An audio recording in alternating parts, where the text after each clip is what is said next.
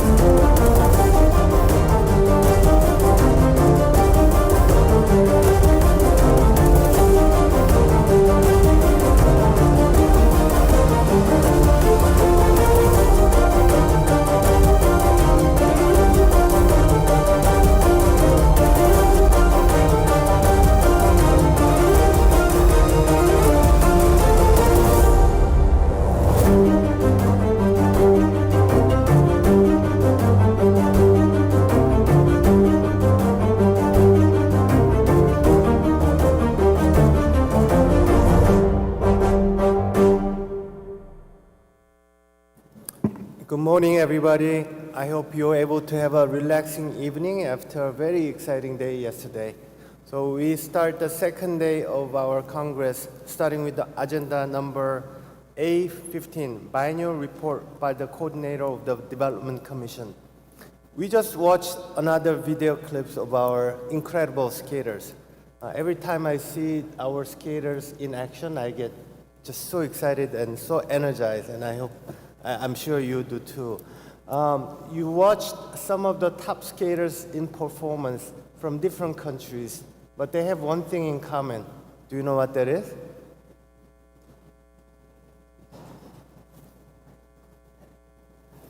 They're all beneficiary of ISU development program. As I stated yesterday, giving the skaters opportunity to develop themselves is one of the key pillars of ISU Vision 2030. We are working very hard to help developing the skaters, and we'll continue our efforts to do so. Now, I give the floor to Mrs. Jildo Jamser, the coordinator of the ISU Development Commission, to walk you through the things that we have done in the past 2 years. Ms. Jildo, thank you. Thank you, Mr. President. Dear President, Vice Presidents, members of the Council, Honorary President, Director General, dear delegates, office holders, colleagues at the office, everyone in this room, and those watching online. I really hope I don't forget anyone. I'm honored to present, and I'm also very proud, a selection of what has happened in the field of development since the Congress 2 years ago in Phuket. My name is Jildo Gemser, Coordinator of the Development Commission. The core people behind the execution of the development program of the ISU are my colleagues of the ISU Development Commission, the ISU Development Program staff at the ISU office in Lausanne, and the ISU e-learning operations team who are working remotely. Targeted audiences are skaters, coaches, officials and administrators at the club, regional, national and international levels. You might have seen this slide before. It was presented yesterday also by our president. Naturally, developing skaters is our major focus. We have many great programs that respond to the needs of those learning to skate to advanced skaters, trying to reach the upper levels and all in between. In addition, we include those who support them in their journey. I want to share with you some numbers. 25% of skaters competing in ISU events in the last season, 2023-24, have received some form of support from ISU development. Looking at the development support for skaters, we see a nice number of skaters who have reached top 10 results in events. 46.2% of junior skaters with scholarships competed in ISU championships. A total of 37 skaters who were supported by our program participated in the Olympic Winter Games in Beijing, whereas 55 supported skaters participated this year in the Youth Olympic Winter Games in Gangwon. I think those are amazing results. Let's take a trip around the world. As you can see, the total reach of the ISU development projects is that we are directly serving 61 members in all continents. We strive to distribute resources equitably, ensuring that every member has the opportunity to participate and contribute to the sport's growth. Our visiting coaches program, which was also mentioned yesterday, and I'm very happy with the decision and the agreement of all of you to provide more resources to get this going and even expand. It offers a highly educated and experienced coach providing their expertise and time through mentoring, support, and assistance to those members who need it. Following Colombia's request for a visiting coach for speed skating, Calgary's Center of Excellence provided a Spanish-speaking coach with expertise in the transition from inline to ice. Several participants of this camp will now proceed on ice in one of the ISU Centers of Excellence.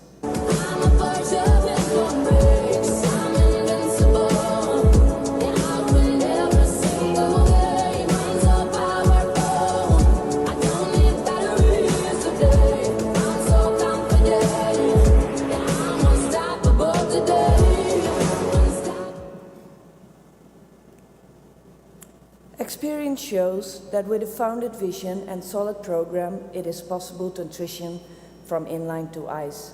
We call this our road to ice. Within just 3 years, Portuguese skaters were not only participating in international competitions, but also achieving success at the junior level with participation in Junior World Cups, the Youth Olympic Winter Games this year, and Junior World Championships. An incredible transformation that underscores the potential within our sport, and it is really good that you have become the ISU member for speed skating. Congratulations.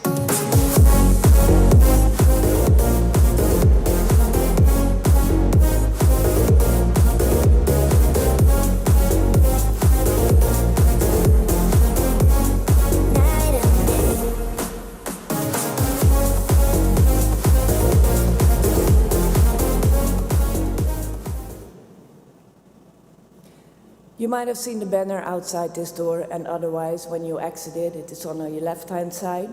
Centers of Excellence play a vital role in providing expertise to skaters and coaches with access to top-tier training facilities, coaching staff, and support services, raising the standard of skating worldwide. They serve as physical hubs for international collaboration, facilitating the exchange of knowledge and expertise among members, for example, by hosting projects targeted at specific needs.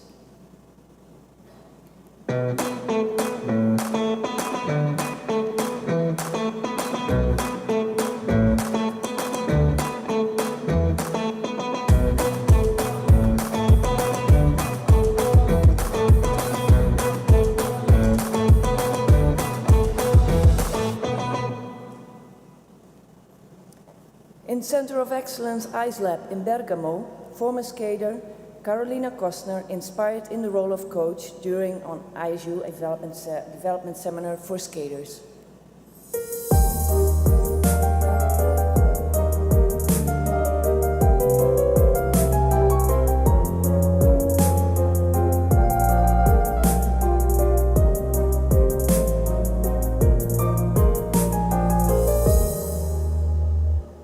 Nice, huh? The ISU Center of Excellence in Oberstdorf hosted ice dance tryouts that provide an opportunity to assess the compatibility between skaters, helping to match skaters with potential partners who complement each other. Last year, several junior pairs found each other through these tryouts and have been competing very well this season.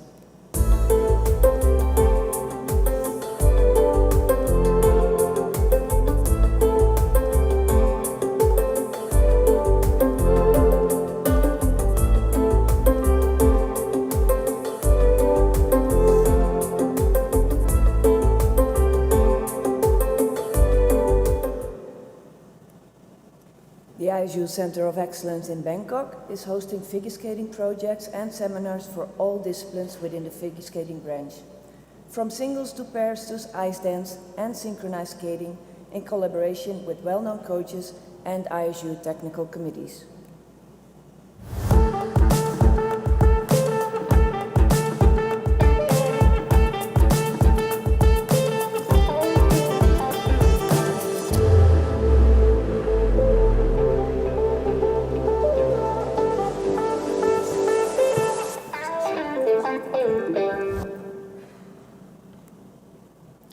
Our Junior Scholarships program aims to provide the necessary resources to give adequate opportunities for skaters to develop and reach world-class level.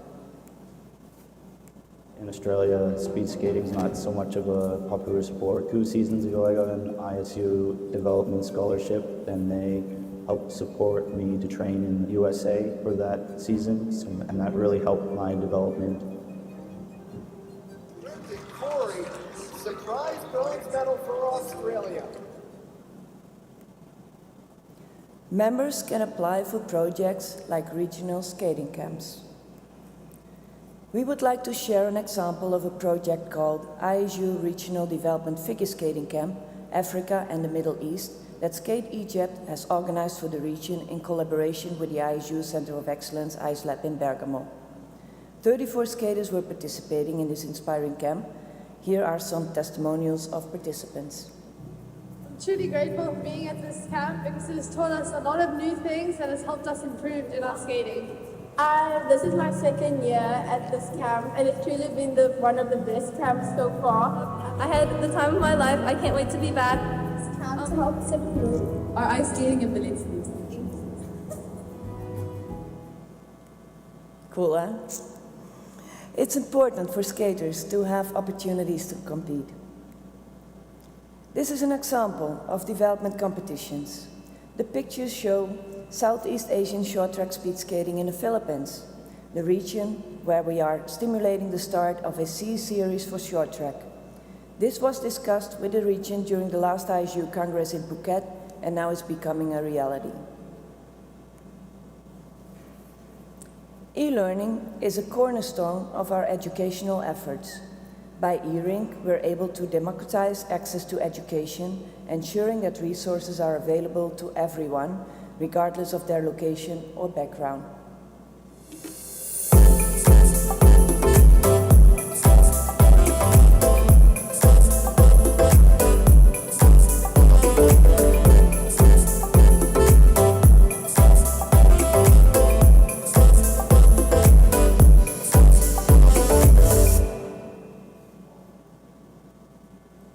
Some numbers. You might have seen the banners where you can find the information about our e-learning platform called e-Rink, the place where you go to digitally learn about skating with more than 100 courses for all roles and levels. Through e-Rink, we are covering more members and potential members than we reach with other projects. This worldwide reach means that we are having an impact that goes beyond our users' numbers. For example, coaches that went through an educational module use the gained knowledge within their training and this way have an impact on the skaters and colleagues they work with. The newest course we recently launched on e-Rink is Music in Sports. It also was mentioned already yesterday. Developed to assist skaters and coaches to make sure the licenses they need for the use of the music for their routines is covered. If you have any questions about it, please reach out to my colleague Ashley Archel. In Latin America, Peru organized a project for a judges training program in collaboration with members from North America using e-Rink. During this project, 19 officials from 5 countries were trained, amongst them new judges who transited from roller skating in Chile.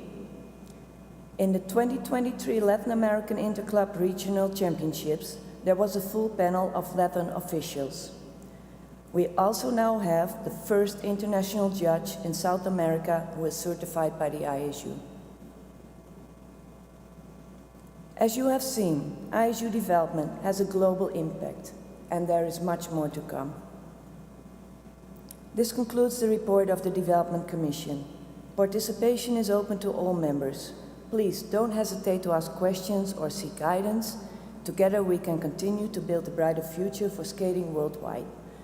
You can still also book a meeting with me and my colleagues. Thank you for your attention.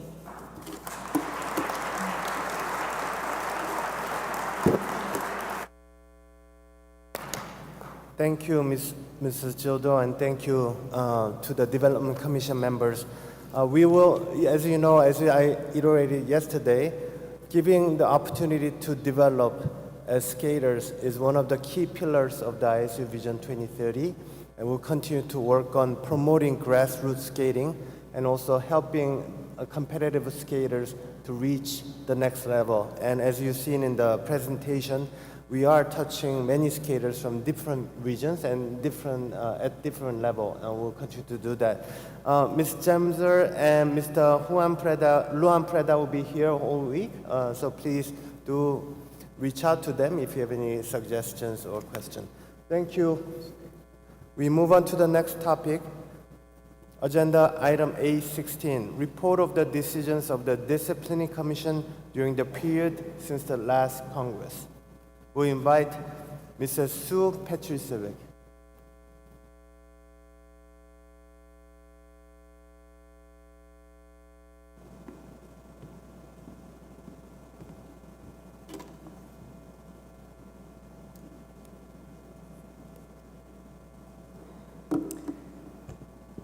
Dear Mr. President, dear council members, dear delegates, and dear skating family, it is my pleasure to present to you now the report of the ISU Disciplinary Commission.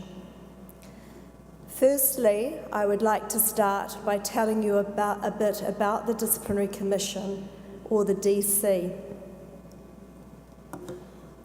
The Disciplinary Commission is comprised of ISU office holders, but it is an independent body within the ISU.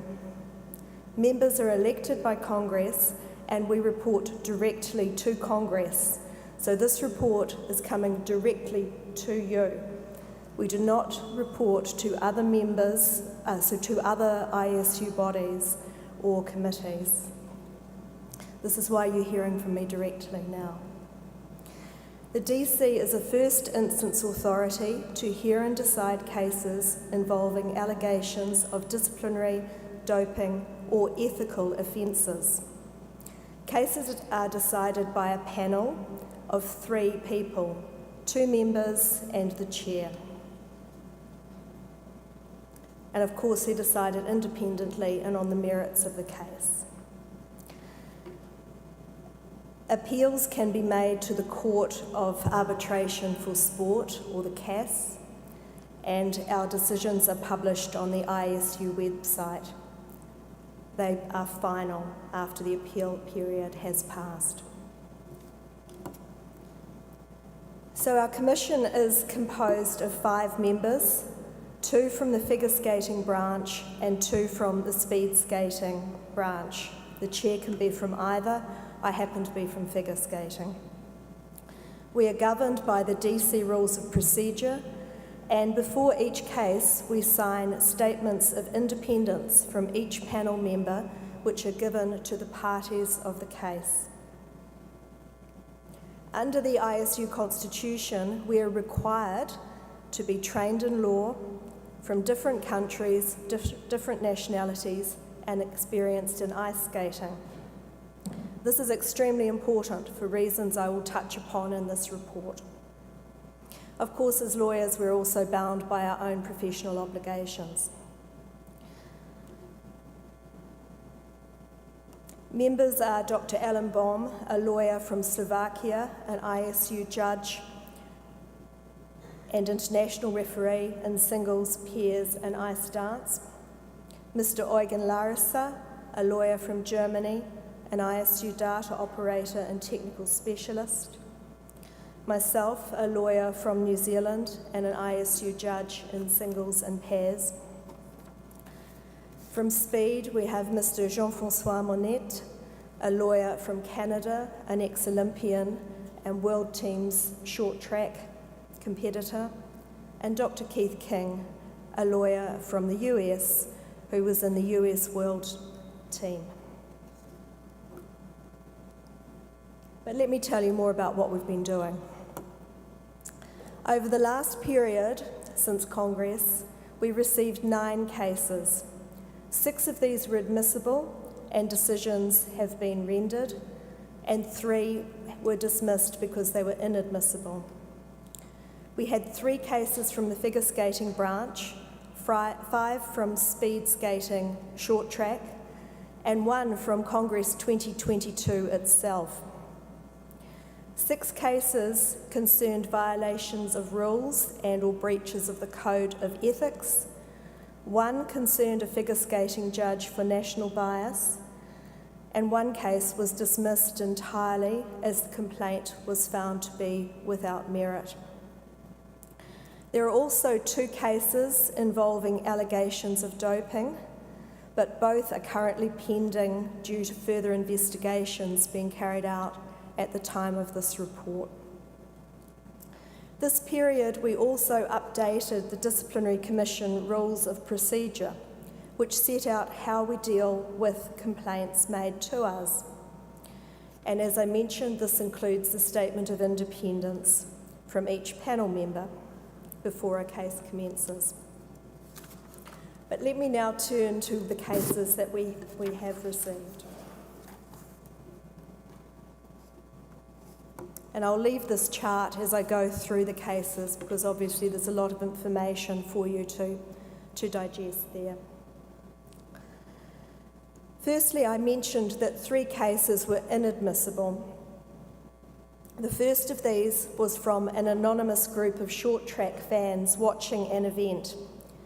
The second was from the parent of a skater regarding interactions at their local rink.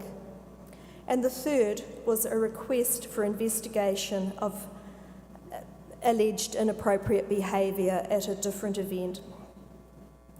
Because these complaints were either filed by anonymous persons or requested investigations or were outside the jurisdiction of the Disciplinary Commission, i.e. a national matter, we could not deal with them and they were dismissed as inadmissible. But where appropriate, we referred them to other parts of the ISU. Regarding the 6 complaints that we rendered decisions on, they are as follows. And I'll start with 4 cases where we ruled on a breach of the Code of Ethics and in some cases associated violations of the rules. The first case is 2022-02 ISU and Troy. This case involved an active ISU referee who participated as assistant short track team leader for Korea at the Winter Olympic Games and Junior World Championships.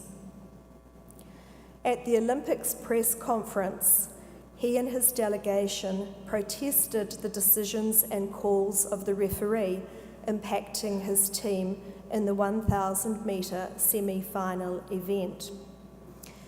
He posted criticism of the referee and decisions on his Facebook page. The referee was found to have breached the ISU Code of Ethics. He had disqualified himself from being impartial and had not acted to maintain the respect of his peers as a referee. He was acting in a manner which could damage the reputation of the ISU or ISU sports. He was excluded from all ISU activities for a period of 1 year. The second case is 2022-03, and you may be wondering why 2022-01 isn't there, and it's because it was dealt with at last Congress. So, 2022-03 is the case of ISU and Gochoff. This concerned events that occurred at Congress 2022 in Phuket. You will remember that in 2022, we were in the middle of a COVID-19 pandemic. Strict rules were in place regarding testing, travel and quarantine. Testing centres and facilities, quarantine facilities, were on site during Congress, and strict safety procedures set by the ISU. Mr. Gochov was part of the Turkmenistan delegation at Congress. Unfortunately, while there, he tested positive for COVID-19 and was shifted to the isolation area of the hotel, and again informed of the quarantine requirements. However, staff noticed that he stopped ordering meals and could not be contacted. This was because, CCTV revealed, he had left the hotel by taxi, travelled to the airport and flown out. No explanation for this was ever provided. Since he was a delegate at Congress, he was attending an ISU event or activity and was subject to the ISU Code of Ethics. The Disciplinary Commission found him to be in breach of the Code of Ethics due to this behaviour, the disregard for the ISU rules, and potentially placing others in danger at that time. He was excluded from ISU activities for 1 year and banned from attending this Congress. Now, the next case we dealt with concerned allegations against the chair of the ISU Short Track Speed Skating Technical Committee. And that case is 2023-01, Filipic and the Austrian Speed Skating Association against Lombard. The complainants, Mr. Filipic and Austrian Speed, filed against Ms. Lombard in person. At the time, Mr. Filipic was an ISU competitor steward and General Secretary of the Austrian Speed Skating Association. Now, this complaint related to the testing procedures and implementation of the zero false starts rule. The complainants had opposed the introduction of this rule at Congress 2022, where it was adopted by an overwhelming majority of delegates. Following its testing and implementation, the complainants made allegations of rule violations and breaches of the Code of Ethics by Ms. Lombard. The ISU President and Director General had signed off a communication confirming that after successful testing, the new rule would be applied for all remaining ISU events. Ms. Filipic responded with his view on potential effects and consequences of the guidelines from the alleged offender, Ms. Lombard, and her function as chair of the technical committee. Letters were sent to the ISU President, ISU Vice President Speed Skating, an ISU representative, the Short Track Speed Skating Technical Committee members, and the Sports Director Speed Skating. These included 18 open questions to the alleged offender, but he declined an offer for a video call or discussion of these. The complainants then wrote to the ISU Council requesting detailed information about the process, testing and communications. They asked Council to immediately annul communication number 2532 and their implementation decision. They alleged that Ms. Lombard had influenced, manipulated and falsified information regarding the testing and outcomes, acted with gross negligence of the ISU rules, endangered speed skating as an Olympic discipline, lacked compliance with general sporting rules, safety and fairness, went beyond her competence and jurisdiction, caused inevitable damage to the ISU's reputation, and interfered with duties of other officials as a representative of the technical committee. They alleged violation of the ISU statutes, the Constitution, Communication 2510, Code of Ethics, and asked for her suspension and disciplinary sanctions. In response, Ms. Lambert, through her lawyer, produced communications and evidence detailing the implementation and integrity of the testing of the zero false starts procedure. These documents showed prior extensive discussions and decisions of her committee, of ad hoc working groups, and of teams within the ISU office holders that she considered were misunderstood by the complainants. This was a very large case. The Disciplinary Commission very carefully reviewed each of the complaints made by Mr. Philippich and Austrian Speed and gave decisions on over 10 points in the final decision. There were hundreds of pages of submissions filed by both parties and well over 50 exhibits. To give you an idea, to do this careful review was at least 60 hours of legal time by our commission. I want to make that point because it is obviously very, very important that complaints are taken seriously and reviewed in great detail. At the end of this, it was obvious to the Disciplinary Commission that Ms. Lombard had been singled out as an individual in the allegations when a large consultation group, including the complainants in part, had participated in establishing the procedure and principles. The Disciplinary Commission rendered its decision, which you can read in full on the ISU website.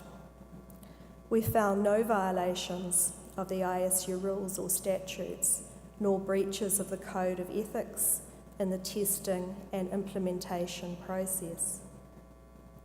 So the complaint was dismissed in its entirety, with costs to be paid by the complainants. Exceptionally, the Disciplinary Commission in its decision noted that the complaint itself was somewhat concerning.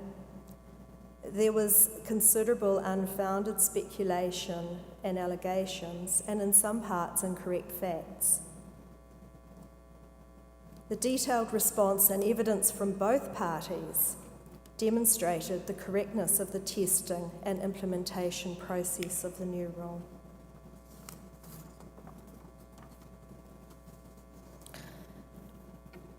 The complaint appeared to be an attempt to use the Disciplinary Commission to circumvent regular procedure in Congress and undermine the zero false starts procedure, which together with the program testing procedure was decided by Congress with a clear majority of votes. Now, there was a right of appeal on this decision to the Court of Arbitration for Sport. No appeal was made. The Disciplinary Commission's decision is final, and we have this matter at an end. Moving on to the next cases, we have received 2 doping cases this period, both pending for different reasons. Hence, I will not name them in this report. Case 2023-02 regards a prohibited substance found in a skater's blood. An explanation has been provided for this, and investigations are ongoing in a different jurisdiction at this point. Case 2024-01 involves an allegation of blood doping due to variations in a skater's biological passport. This is also pending at the moment. Now, I turn to another of the most complicated types of cases we receive. These are cases about the evaluation of figure skating judges' marking. It is a question of how far the marks of one judge can deviate from the marks of other judges, and if there is a deliberate preference for the skaters of their own country, known as national bias. According to the field of play doctrine, the decisions of referees and judges may not be changed or overturned by a panel. To overturn a field of play decision, there must be evidence, which generally must be direct evidence or of bad faith. In other words, there must be some evidence of preference for or prejudice against a particular skater. It is not sufficient if a judge only deviates in their marks from the marks of the other judges. Rather, it is necessary to show that they deliberately mark the skater from their country too high and/or their competitors too low. The case we dealt with was 2023-03, ISU and Williams. This case was about the marking of an experienced ISU judge from the US at the World Figure Skating Championships 2023 in the women's event. In marking the free programs, he showed a clear tendency to set a difference in points between the 3 US competitors and their direct competitors. This was identified by the OAC. For those of you not involved in figure skating, that is the Officials Assessment Commission, a group of experienced judges and referees who examine the marks at competitions and send a report to the technical committee. This was reviewed by the ISU Singles and Pairs Technical Committee, and as a result, a complaint made to the Disciplinary Commission. In most other such cases, the judge has first been issued with a warning, so put on notice if there has been a judging issue. That had not happened in this case. We found part of this case was proven, and that he had overmarked the US skaters in relation to their direct competitors. By his marking, he had disregarded his duty not to show bias for or against any competitor and to be always completely impartial and neutral. However, since he had not received a warning before, we resolved this case by issuing a warning to Mr. Williams about his judging. As I said, cases in which a judge is accused of national bias require careful consideration. For this, we rely on the reports of the referee and the OAC. For the factual basis, then we apply the law to that. So we ask for a clear statement from the OAC as to their opinion on whether or not national bias is detected. To then evaluate whether the marking is deliberate favouritism of one's own skater requires a great deal of experience in figure skating. Therefore, we feel it is obligatory that members of the Disciplinary Commission must have experience in skating and figure skating, preferably as a judge or as a member of a technical panel. This is a necessary skill to evaluate the evidence from the OAC, judge and referee thoroughly and fairly. It's important to know we do not just rubber stamp any complaint. We are independent and act to maintain the integrity of the sport.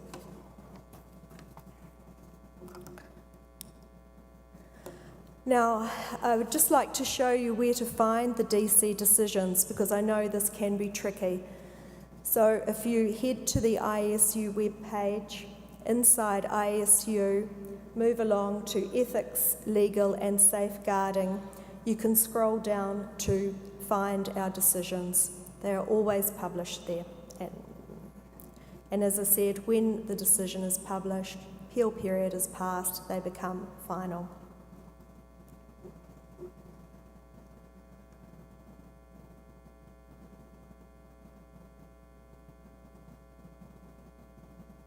Finally, I would like to acknowledge and thank my colleagues in the Disciplinary Commission for all the hours over this period. Dr. Baum, Mr. Larissa from Figure Skating, Jean-Francois Manette and Dr. Keith King from Speed. Thank you all for your kind attention.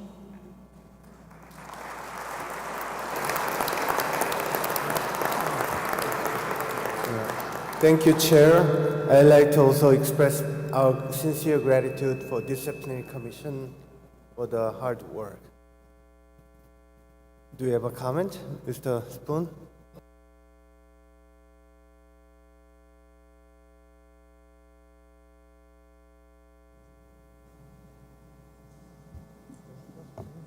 Sorry, can we get these microphones switched on, please?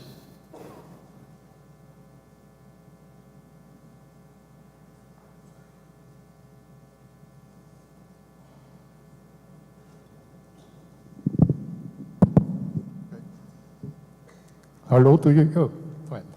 So, just one very, very short question for clarification. First of all, thank you for your report. This was a report as the members expected. It was a report about what happened. That's fine. We don't need reports about the future. Second question, you didn't mention targets. So is it correct that your decision in the case Austria against Nathalie Lambert is only about implementing the zero false start rule?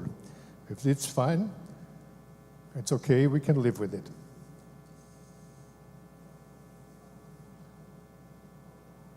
Decision, targets are mentioned in the decision, so I won't go beyond that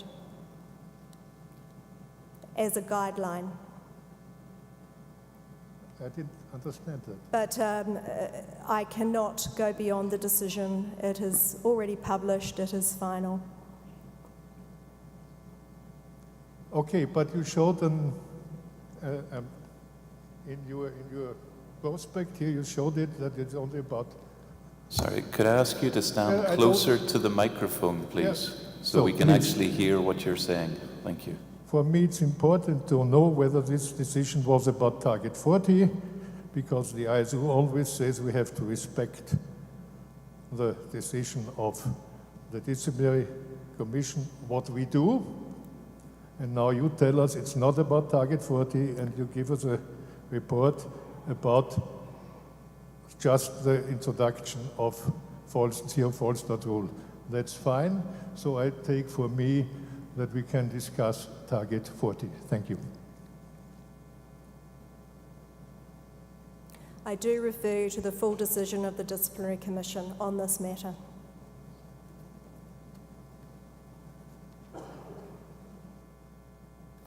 Dear Mr. President, if you allow me to add, everything which is included in the decision in writing is considered to be dealt with by the Disciplinary Commission, and therefore whenever we are evaluating what you are doing here on the Congress, we are considering whether it has been dealt with by the Disciplinary Commission or whether not. You know the text of the decision of the Disciplinary Commission very well, and you can look at each of these words and whether you are in compliance with them or not. For us, the decision... I just respect the correct report. Nothing more, nothing less. And I don't get it here, and that's the problem. Thank you. Okay, thank you. I think we've heard there was a very detailed review and report. The Disciplinary Committee put a lot of work into it, came back with their finding. The member had the opportunity to appeal to CAS. They chose not to. This matter is now closed. Thank you, President. Once again, thank you, Mrs. Chair, for your comprehensive report and the great work of a Disciplinary Commission. Thank you.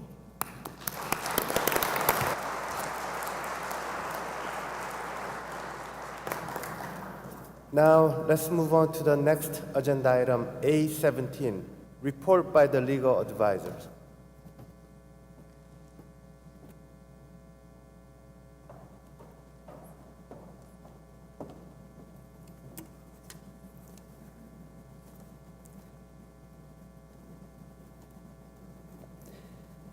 esteemed auditory. As you see, I'm looking for my glasses, and I'm getting old, as you can perhaps see me for the first time with glasses, but the light is a little bit weak here. I do not want to read my full report, which you received electronically, and which would be very boring for you to hear it here once more. But I wanted to highlight 3 cases included in this report, which I consider to be the most important ones. The first case, the ice derby case, has already been named by the president of Luxembourg figure skating yesterday. Indeed, on 21st December 2023, the European Court of Justice gave an end to the so-called ice derby case. The ISU was unlucky that its case was dealt with by the court together with the European Super League case in football. This might be the decisive reason why the court did not follow the opinion of Advocate General Rantos and decided against the ISU. Apart from the fact of having been defeated, which for a federation of sports people is certainly not a nice experience, the ISU did what had to be done under EU law already in 2018. Thus, the version of Rule 102, paragraphs 1 to 3 and 7, Rule 103, as well as the Communication on Open International Competitions 2171, all as adopted in 2018, anticipated a decision in favor of the European Commission. At that time, we had to agree to the requirements brought forward by the European Commission in order to avoid the imposition of sanctions. Thus, the system in place is the following. The ISU has jurisdiction throughout the world over all forms of international figure and speed skating on ice and on synthetic polymeric ice surfaces, whether performed using ice skating blades or substitutes simulating such blades. The ISU defends its jurisdiction by means of the eligibility rules. A person is eligible if she, he, they take part only in international competitions that are sanctioned by the ISU, conducted by ISU-recognized and approved officials, and conducted under ISU regulations. The regulations allow for novelties, but they must have been approved by the Council. This is the ISU's pre-authorization system. Communication 2171 rules on all details an ISU member or third-party organizer must follow in order to achieve such authorization.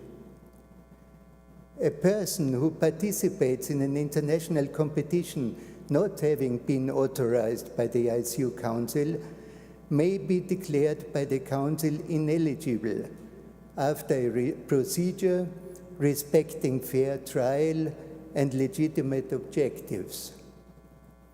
As a consequence of such procedure, sanctions for skaters ranging from a warning to ineligibility for a period of up to 2 years may be imposed.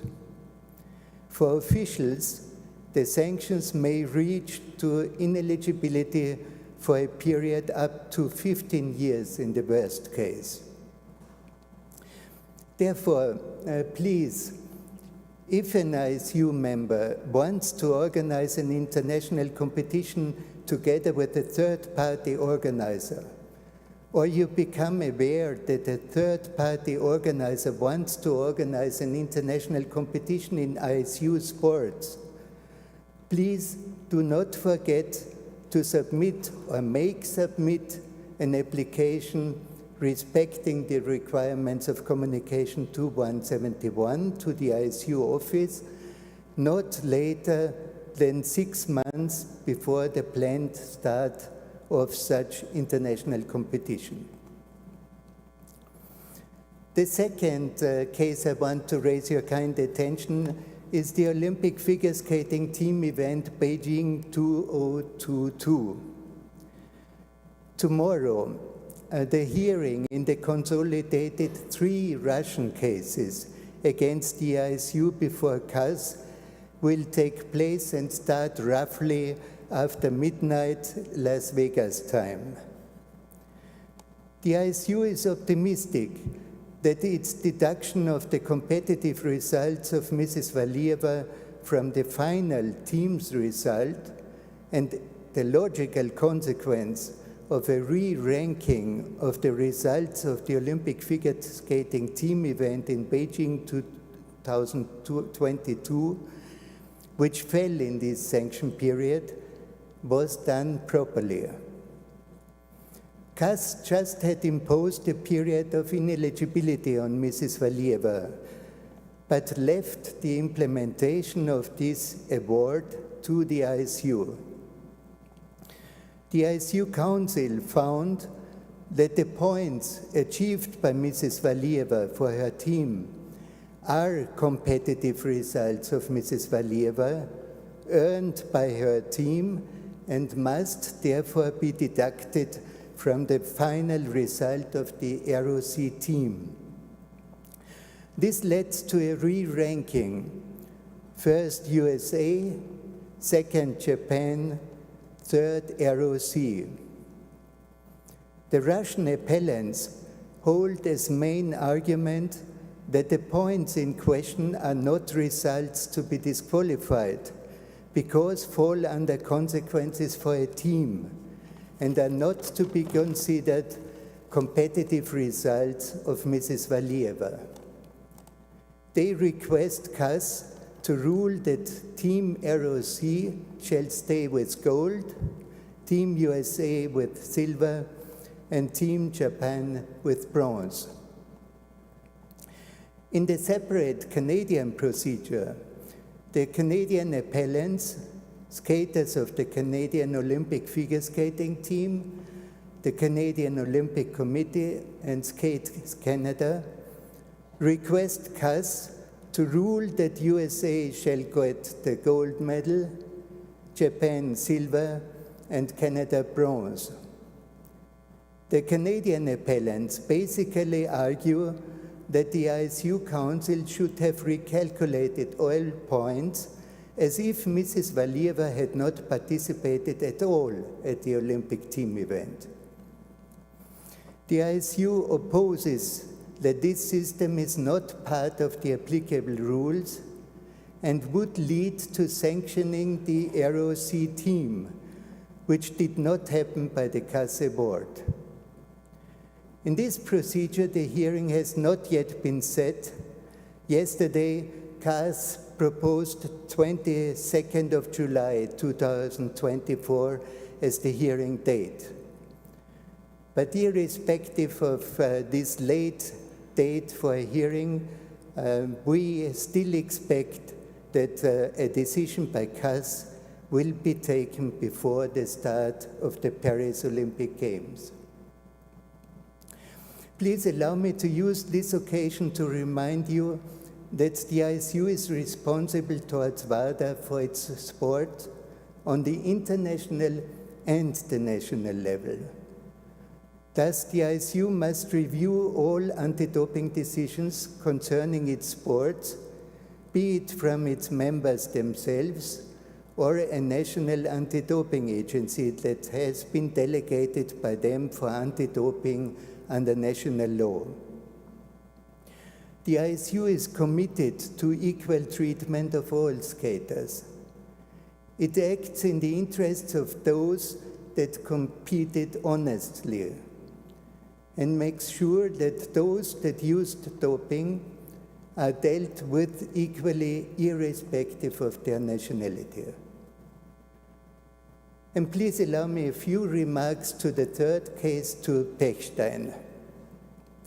In view of the hearing before the second instance court in Munich, scheduled for 24th October 2024, it can be stated that the ISU and Mrs. Pechstein are slowly approaching a moment when a German court will decide on the subject matter of this case, where the ISU and CAS write, based on the evidence available at that time, in finding that Mrs. Pechstein was doped.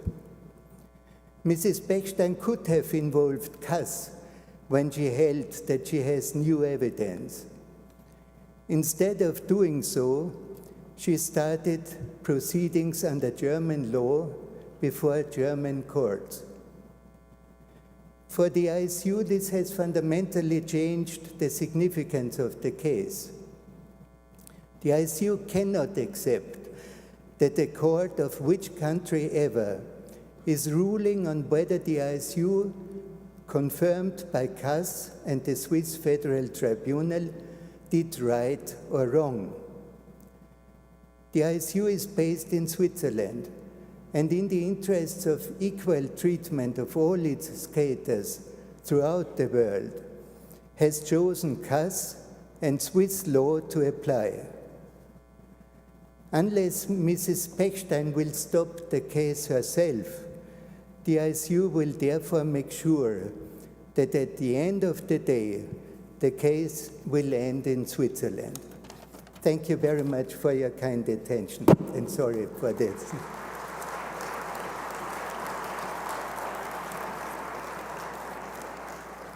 Thank you, Mr. Geislinger, for the comprehensive report on the three legal issues.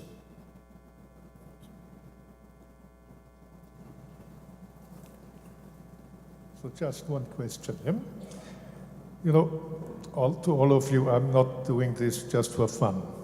I'm doing this because I think that the members should be well informed about risks, about problems. I'm doing it because it is my duty as a member to inform the other members, and it is my duty to my family. My family is involved into skating until the 40s of the last century.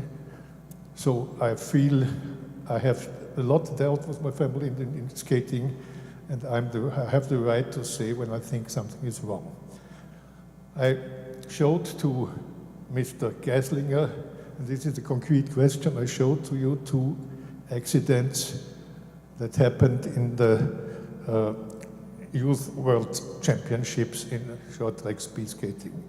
One of them was showing a Canadian skater. He fell on the start, and then he touched, maybe intentionally, a second one. Then it has to be interrupted, and he was allowed to restart. And the second one was in the relay. The Dutch team fell. The Dutch skaters stayed in the course, and two other skaters had to jump, and this was really, really dangerous, because the blade of the one skater and the head of the other skater, it was less than 30 centimeters. So we can have a lethal accident there. Of course, then it had to be stopped, and of course, the Dutch team was allowed to restart. And my question is, and now, and this is very important, in case of an accident, ISU has the money, and ISU is the only corp where I can get money. So as a lawyer, I would try to have any argument to get money from ISU. And my question is, not understandable, and maybe, or in view of the public, wrong decisions, not understandable, or rules that increase the risks for the skaters, are they potentially an argument that an injured person can take money and get money from ISU? I asked the legal advisor that in February, and I asked him yesterday. So I just want you to have today very important decisions. The important decision is to allow the council to invest a lot of money, and all this investment is gone when the reputation of ISU is gone, and when the integrity of sport is gone, and when people don't believe in the integrity of short-track speed skating, there is no money, no advertising can help against that.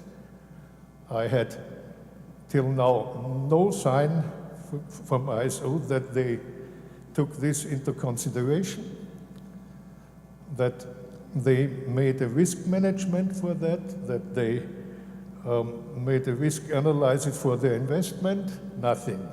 So I start with that, and this Sorry, is that's 3 minutes, please, if we could.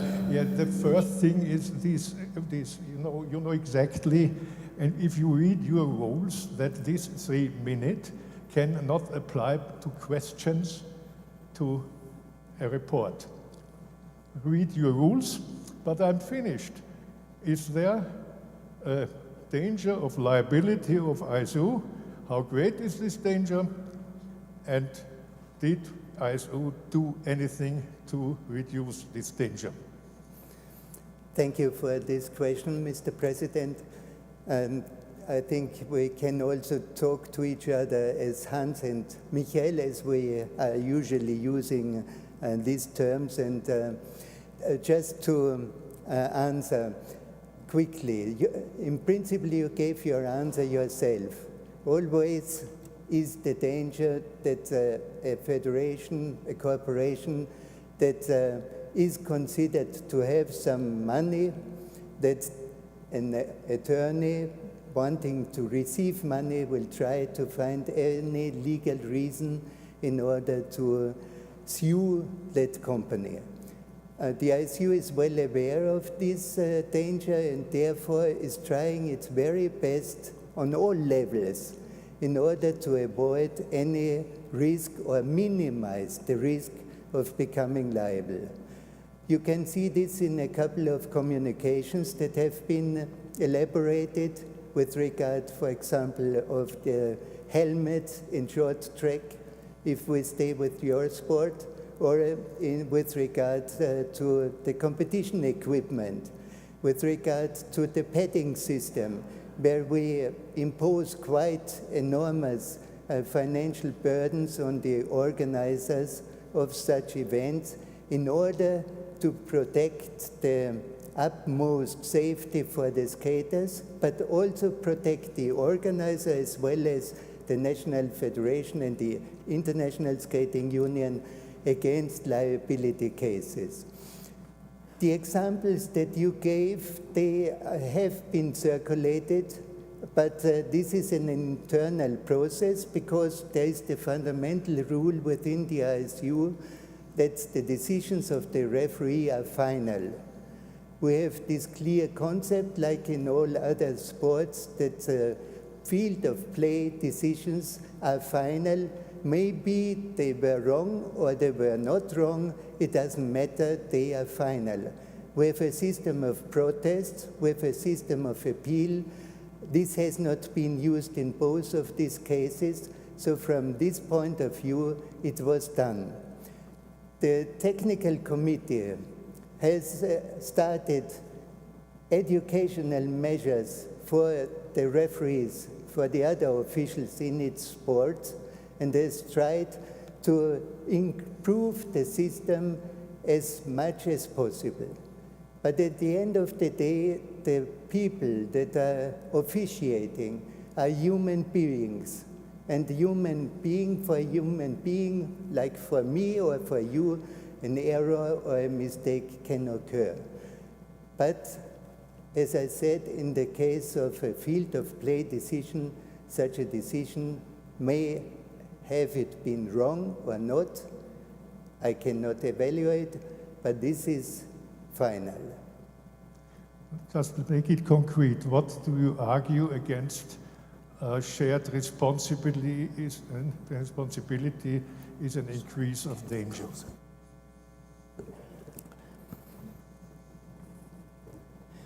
You are now entering a debate with regard to what you submitted to the Disciplinary Commission. Okay. I will not answer such a question. That's fine. I see that I just want that the members are informed. Yep, thank you. This was my last speak. Mr. Filipic will do the rest. Thank you.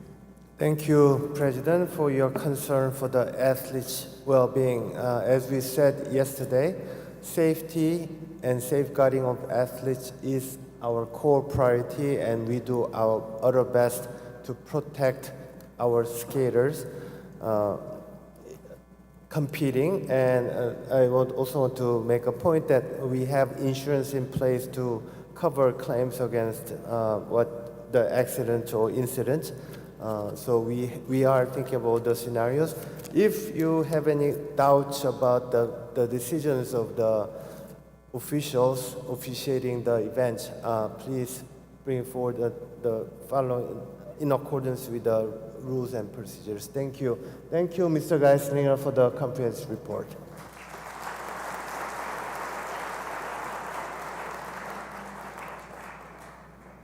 Now we move on to agenda item A18. Questions and objections and appeals, if any, against decisions of the Council, the Director General, the Sports Directors and Technical Committee during the period since the last Congress, not otherwise acted upon by the Disciplinary Commission, including approval of ISU communications requiring continued validity in line with Article 28, paragraph 3. We did not receive any appeal against decisions during the period since the last Congress, not otherwise acted upon by the Disciplinary Commission, based on Article 17, paragraph 2, reading together with Article 30, paragraph 12. Furthermore, this morning you received the updated list of ISU communication requiring continued validity.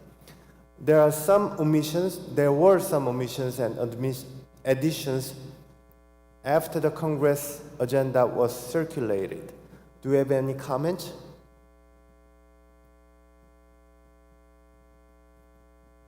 I see no comments, so we proceed with voting. Okay, so all those accept, please raise your green cards.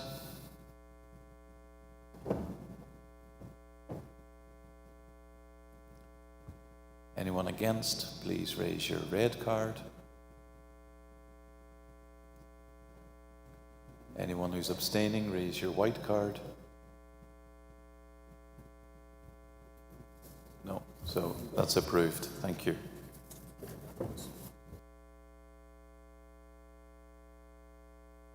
Thank you. We move on to the next agenda item.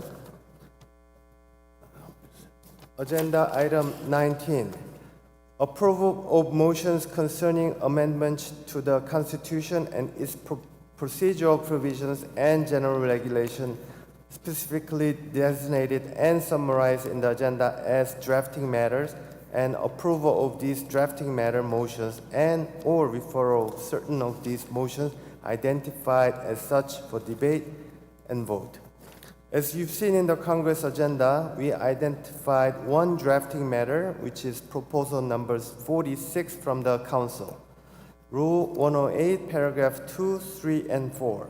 It concerns the removal of the old dates. Do you have any comments? Any objections? Okay, again, favor, green card, please.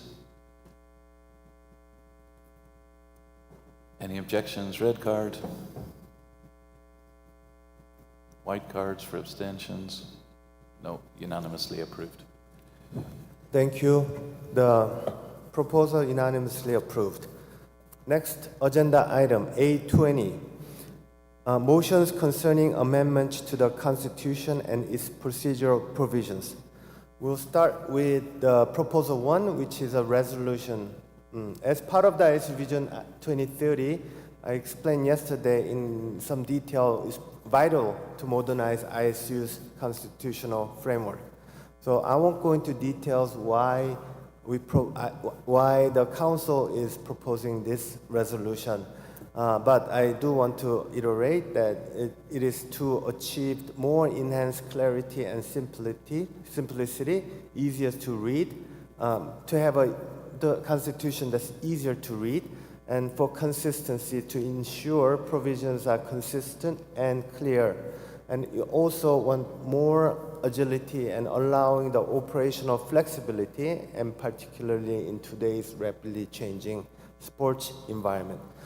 Again, what we want to do is just structure what belongs in Constitution, what belongs in general regulation, and what should belong in technical rules.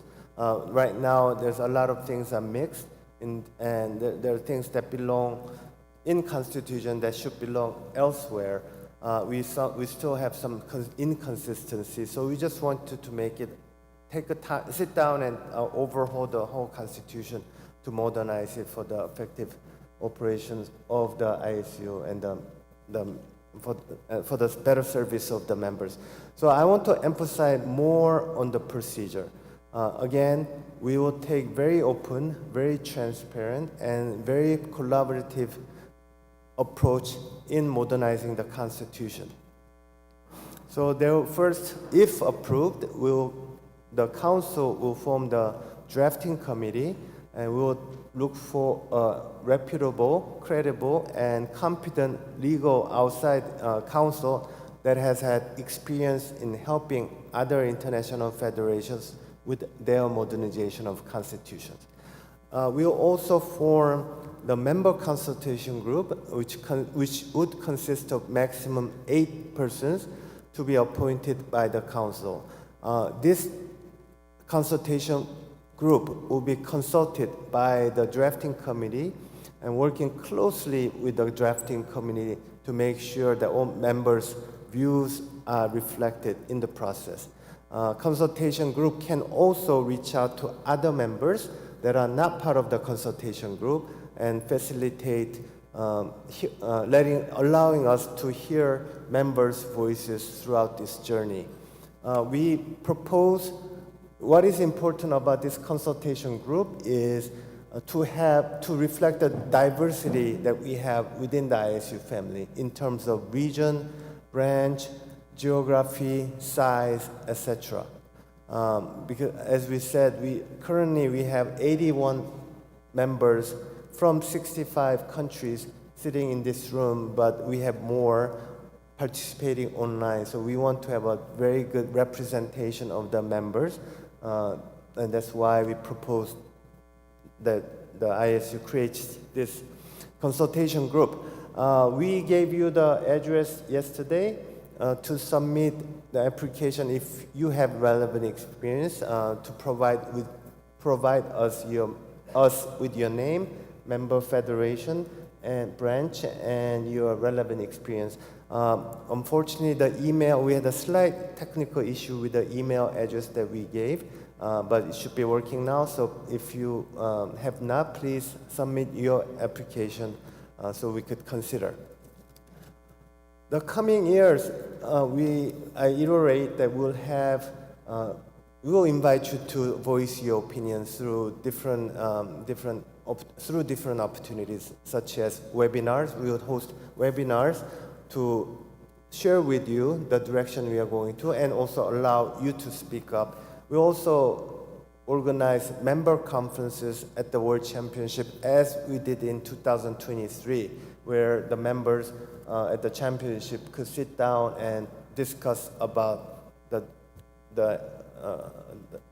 proposals regarding the Constitution. In terms of approving, yes, there will be, we propose to organize an extraordinary Congress next year. Again, we want to do it in a very timely manner because otherwise, if we didn't do it next year, we would have to wait another 3 years to take on this task. Originally, we are thinking about only virtual extraordinary Congress because for two reasons. One, cost issue. It cost ISU approximately $1 million to organize Congress, and that doesn't include the cost upon the members. So in order to save the cost both for ISU and the member federation, we thought of a virtual option. And the second reason is that we will go through before voting, we'll go through the many webinars and the opportunities to speak about the Constitution, and you would have plenty of opportunity to give us the feedback. So we thought the virtual would be sufficient. However, yesterday we heard from some members that you are very interested and enthusiastic in participating in person. So we amend our proposal that we would offer a hybrid solution. The members who want to participate could participate in person, but I would suspect that there would be many members for various reasons could not be able to travel to the extraordinary Congress. So we would like to give the option for those members for the travel restrictions or the various reasons, financial reasons, or who could not participate in person should be allowed to participate virtually and cast your vote virtually because it is an important matter and it's the matter that every member should have a voice on. Any comments or questions?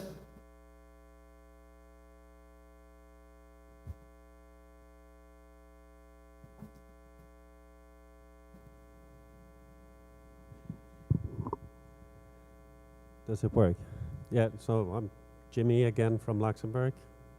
I fully agree with the objectives that has been mentioned by Yul. I just thought that it would be more balanced if this consultation group would be appointed by the Congress and not by the Council. So yesterday we saw that the candidates can come forward by Thursday. So I think it will still be possible for the Congress to decide who will be in the consultation group. Apart from that, well, I'm very pleased to hear that it will be a hybrid extraordinary Congress so that we can have physical presence.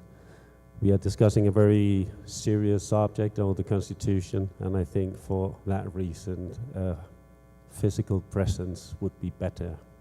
So, but okay, hybrid solution is also fine. Thank you.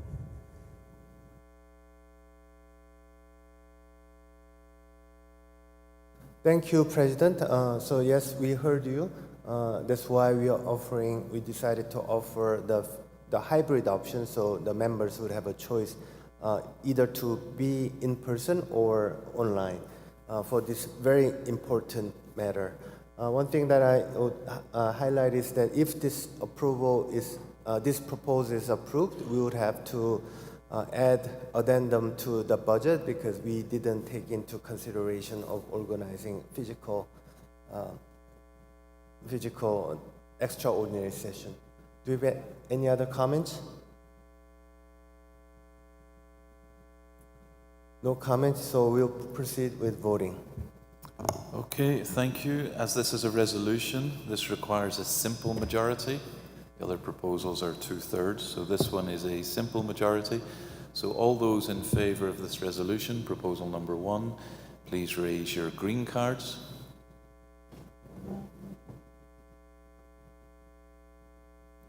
All those not in favour, please raise your red cards.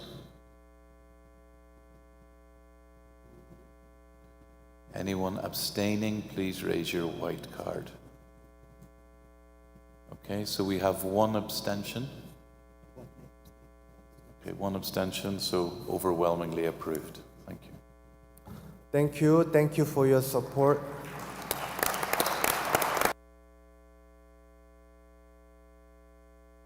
Thank you for your support for understanding the need of modernizing the Constitution. Again, good governance is always on the heart of ISU, and it will always be heart of the fundamental of ISU Constitution.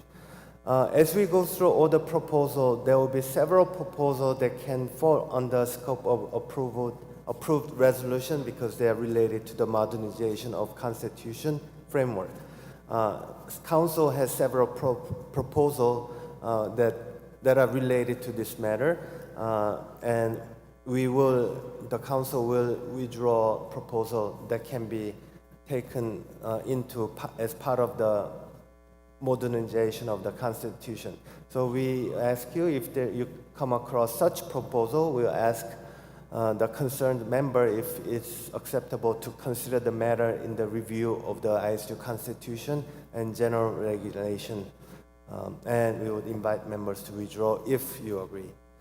Of course, members can decide to follow this recommendation or not. For the same time, again, Council will withdraw some of our recommendation. Thank you. We move on.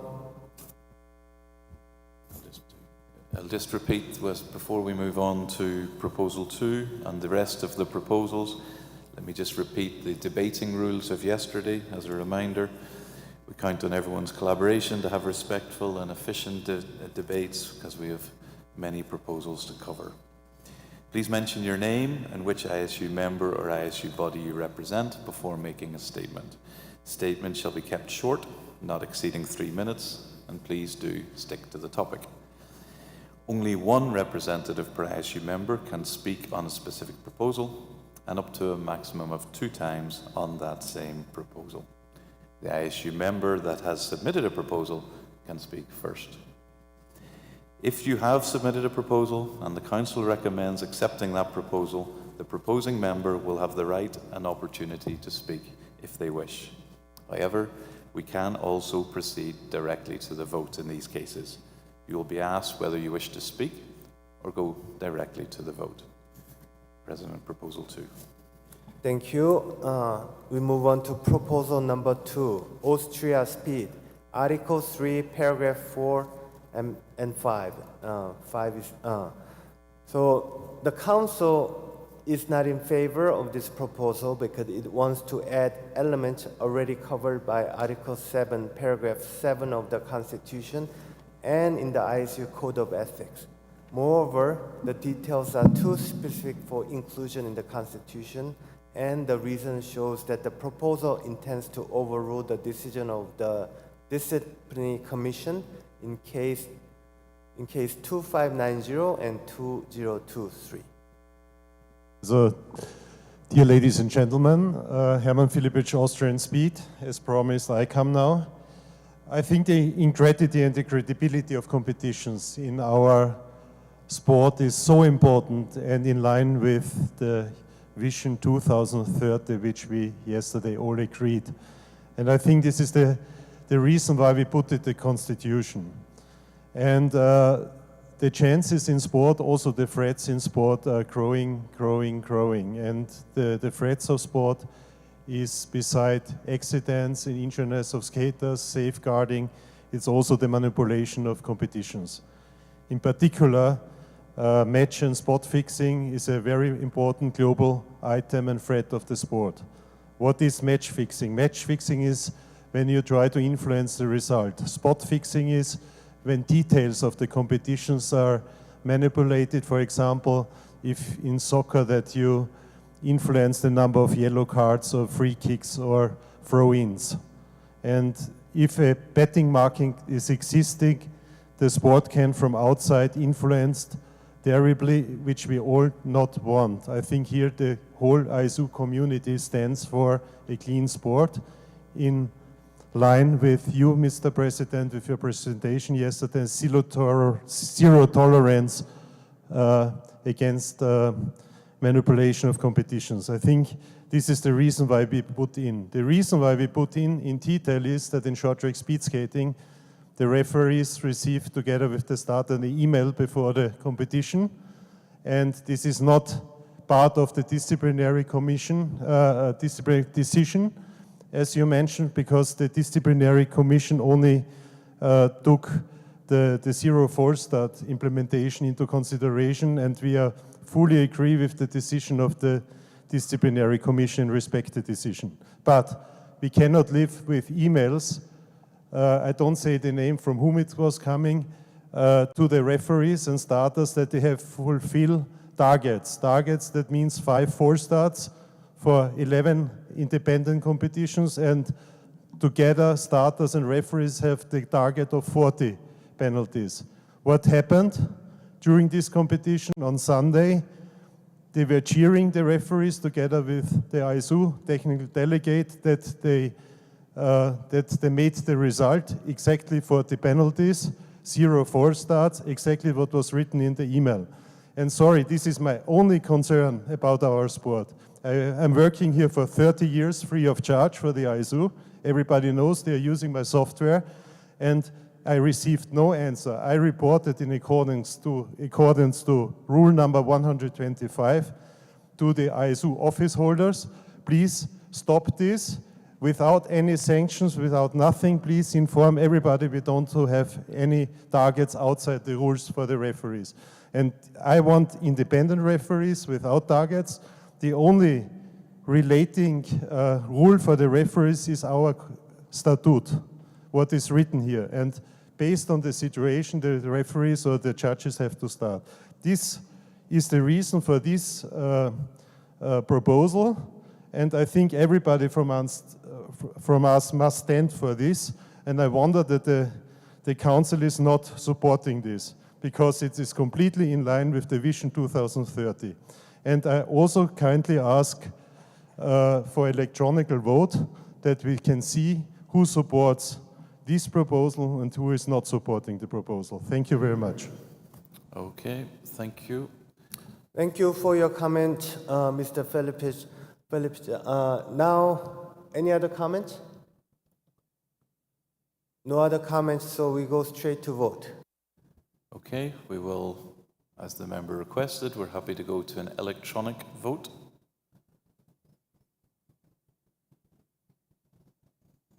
Okay, so you know it by now.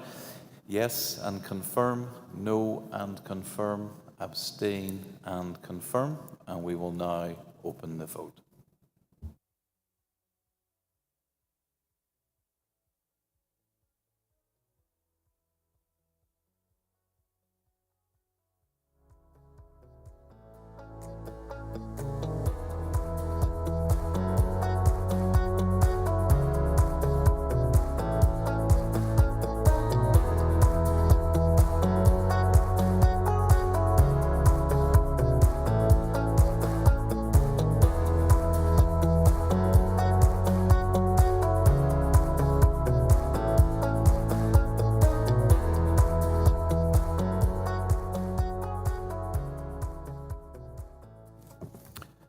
Thank you. The vote is now closed.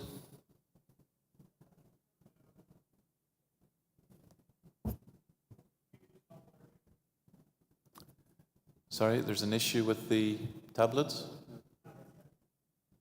Okay, so we just take a pause. If we could, someone's coming to see you now just to check that, and then we will rerun the vote.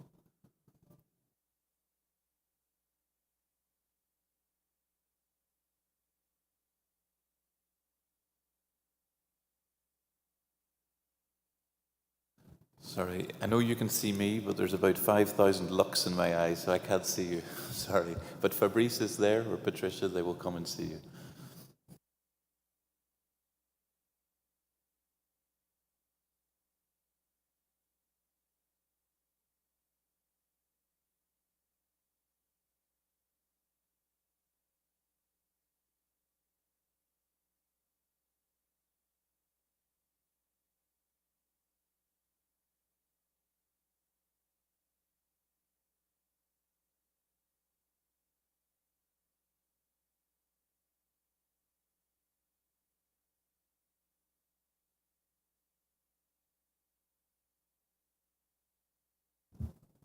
Okay, can I just ask, is everyone's got a working tablet now? Yes, okay, let's run that vote. Please, we can rerun the vote. Yeah, but some of the tablets weren't working, so we need to rerun the vote.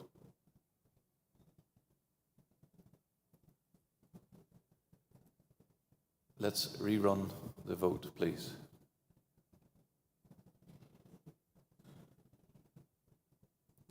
Just to explain what's going on in my ear, those votes were captured, but I think for the sake of transparency, let's rerun the vote, and then you can be sure everything's been captured. Thank you.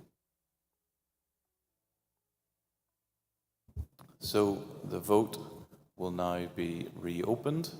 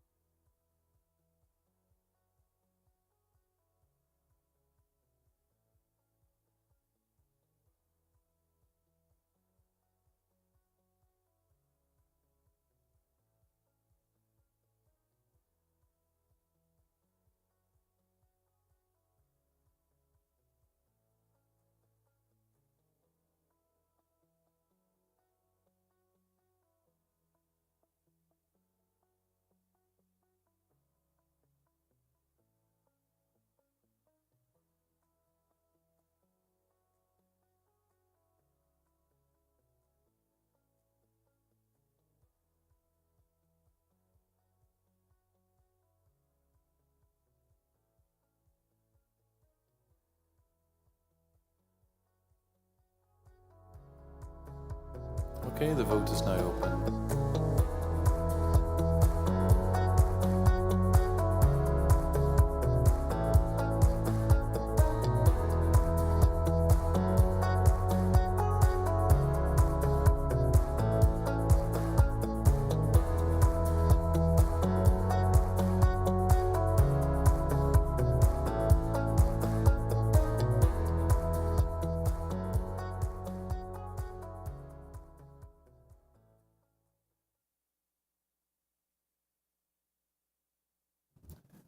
Okay, ladies and gentlemen, as it seems the tablets also need a bit of coffee like the rest of us, I suggest we take a coffee break and come back once we fix the technology. Thank you. Please come back at 11 o'clock and we will make sure our technology is working. Thank you.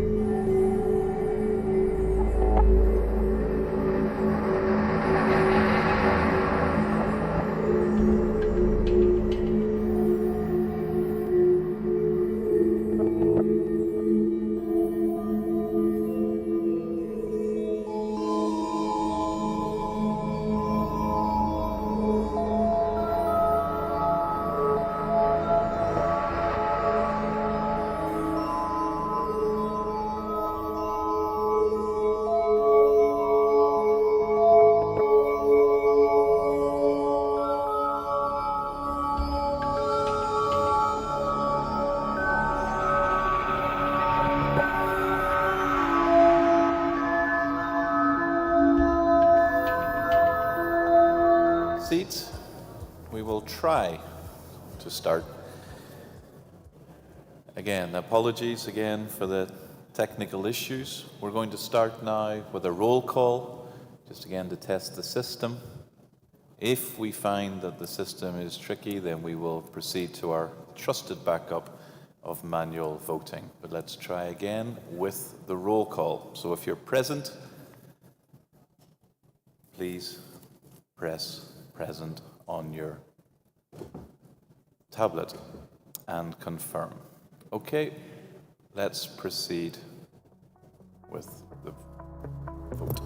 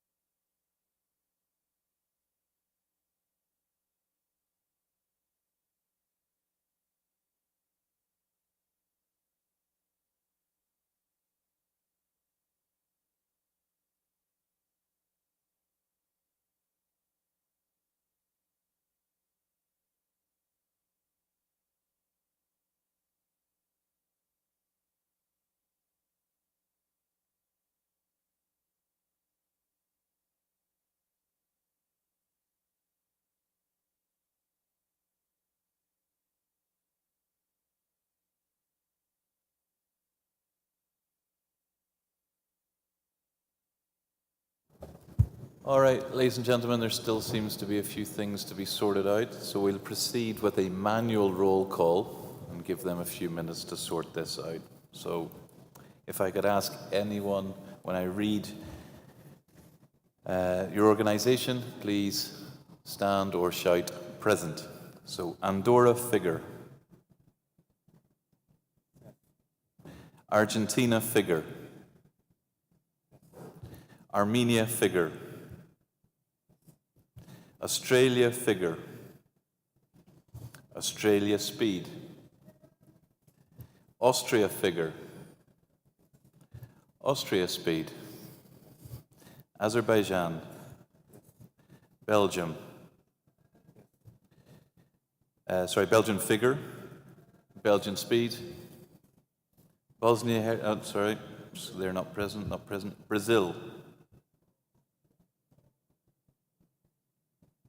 Yes? Okay.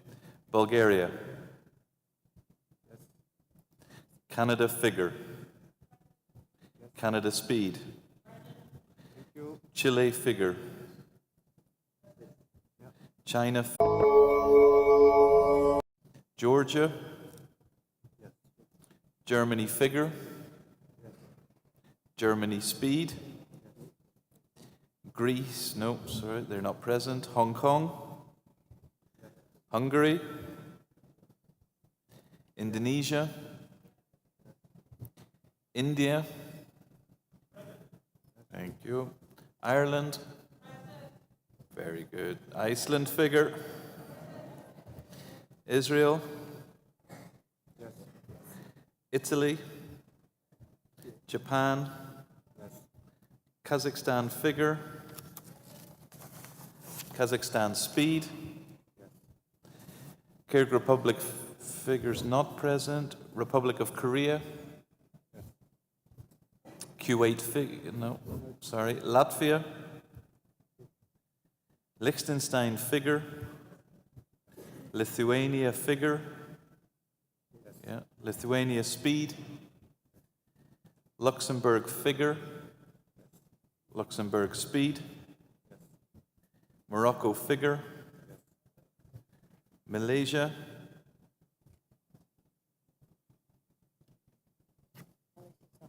Malaysia? No. Moldova? That's right, not present, yeah. Mexico figure? Mongolia?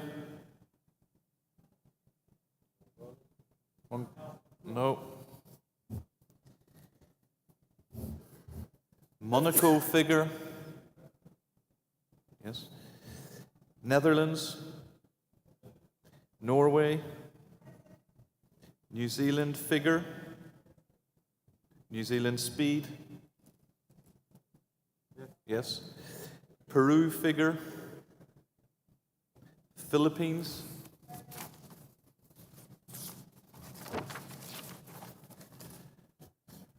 Poland figure? Poland speed? Portugal? Qatar speed? Russia figure? Russia speed? Singapore?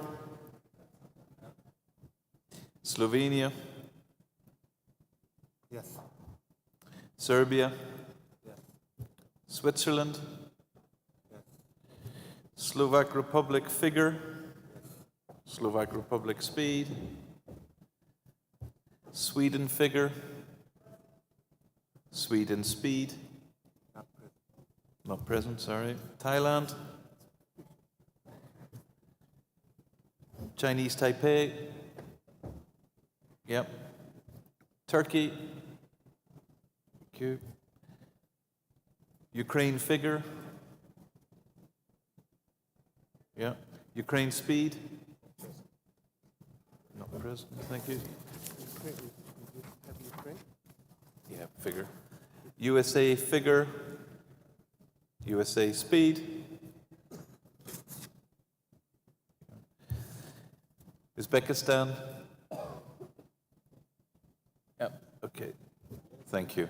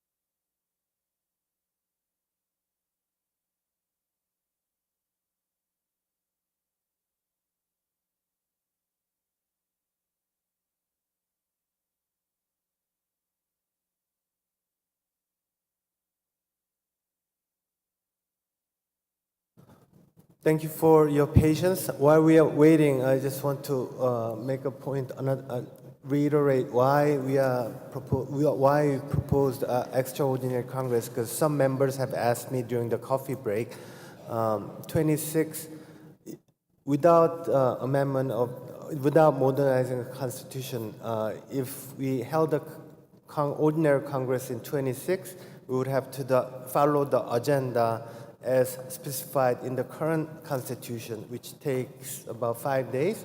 And on top of that, we would have to add the parts related to modernizing the Constitution, which would make Congress even longer. And that's why we want to tackle this task in 25, just for clarification.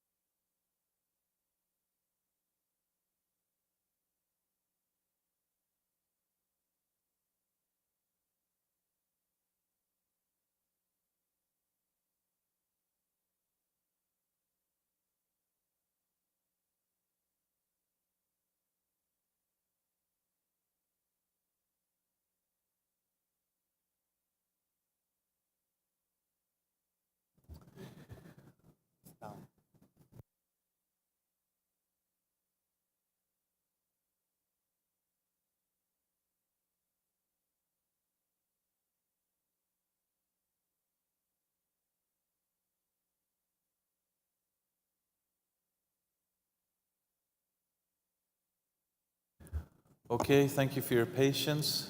We have 106 present, so a two-thirds majority required would be 71. Okay. Unfortunately, the voting tool is not, or we don't have faith in it at the moment. The system is down. Therefore, we will proceed with a show of hands. Apologize to the Austrian member if we get that back online. So we can postpone, sorry? Okay. So if the member's okay, we'll proceed with a show of hands instead of the electronic vote. Can you confirm? Could the member confirm you're okay with a show of hands? Thank you. Okay. So, proposal number 2, we'll proceed with the vote with a show of hands. All those in favour of Austria Speed's proposal, raise your green card.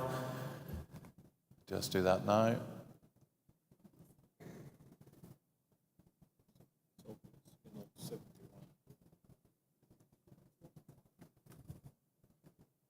Okay, we need 71 for it to pass.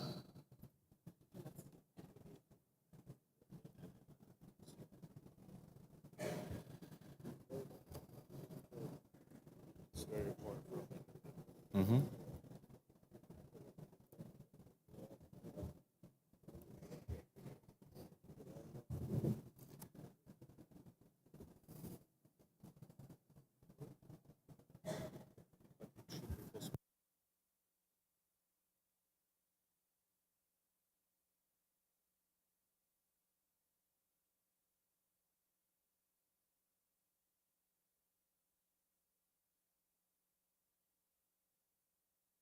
Okay, all those not in favour, please raise your red cards.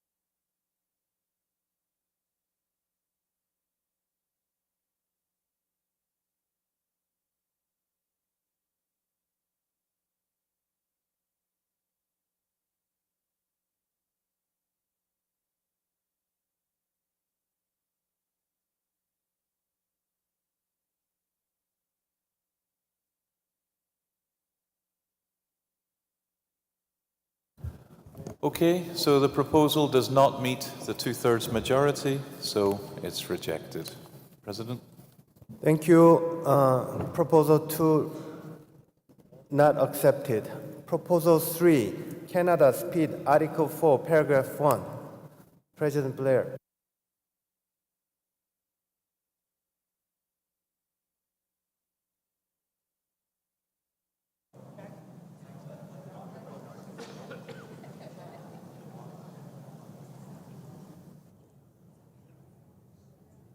Check, check.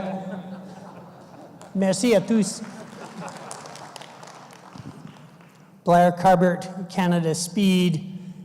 Canada Speed was very pleased to see proposal number 1 from the ISU Council with respect to constitutional renewal, and was even more pleased today when that proposal was accepted by Congress. And in light of that, Canada Speed withdraws proposal number 3. Thank you. Thank you, President Kabir. We heard you loud and clear. We move on to urgent proposal 1, ISU Council, Article 5, Paragraph 1.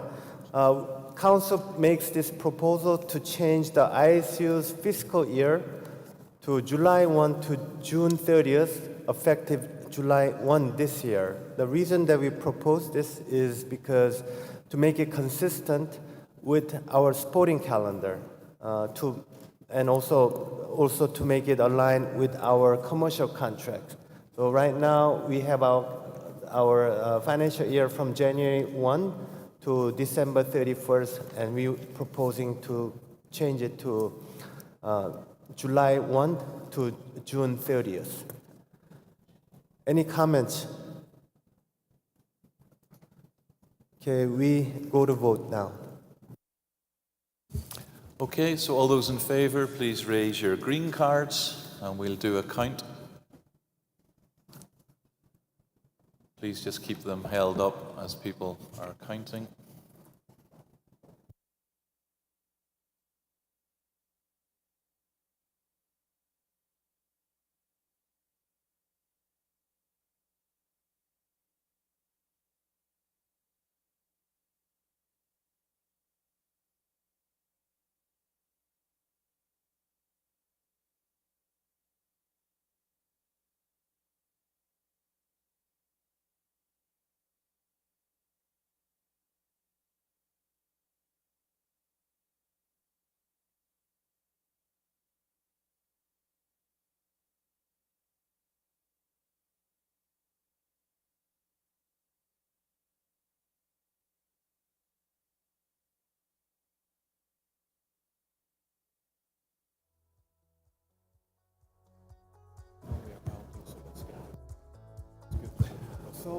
So here, I think it's pretty clear that majority of the members are supporting, and if you agree, in case where we clearly see the majority in green or red, we make the decision based on what we see as opposed to counting. If you agree, do we agree?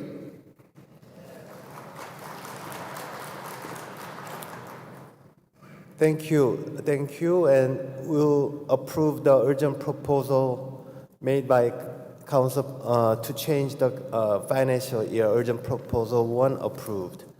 We move on to proposal 4, ISU Council, Article 5, Paragraph 3. This is again about the Wealth Management Working Group to amend the wording in the Constitution to include income from investment and management of the ISU's financial assets, not just income from interest. This would enable us to activate the new investment strategy, which is designed to provide us with a higher income while managing the risk. Any comment? And we go to vote. Okay, all those in favor, please raise your green cards.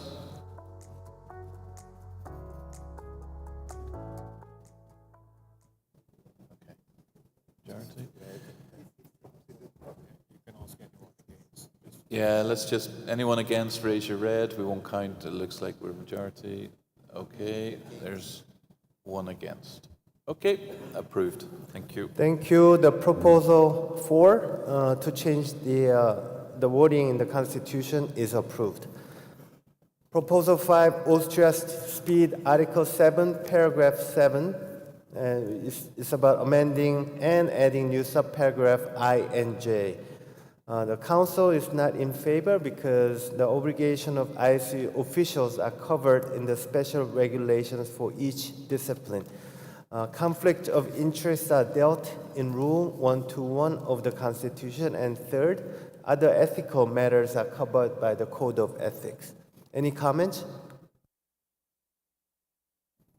No comments, so we go to vote. Okay, all those in favor of Austria Speed, please raise your green card. All those against and in favor of the Council recommendation, raise your red card.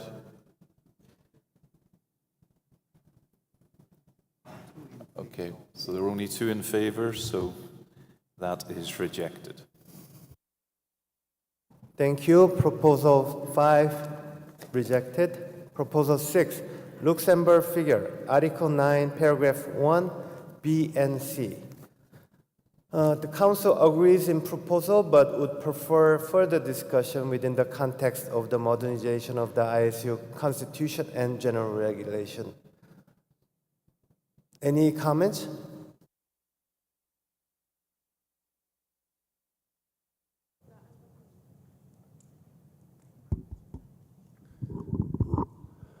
Yeah, in fact, it's just a general comment. I think that even though, let's say, it will be reviewed next year, I think that we should vote on all proposals that have been made during the Congress. That will be an indicator also for the drafting committee in which direction we are going. So I would recommend, not only for my proposal, but for all those kind of proposals where you recommend to postpone it, that we still vote. So.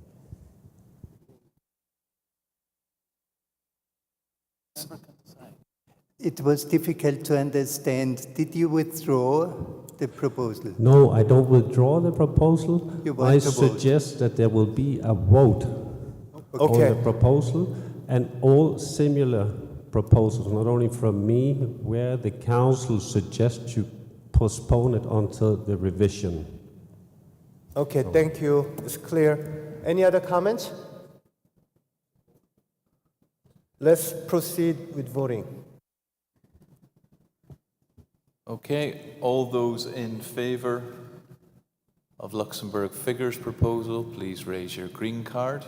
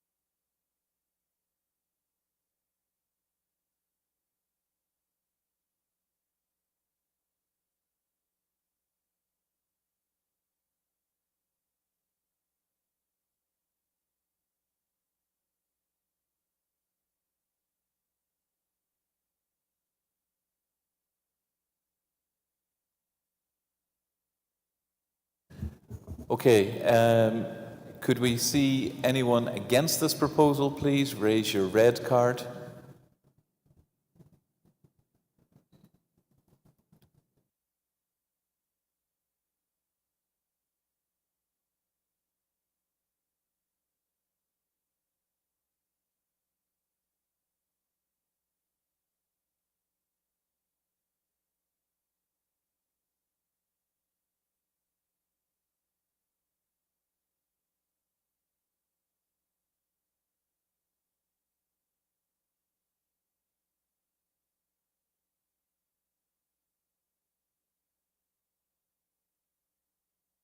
All those abstaining, please raise your white card.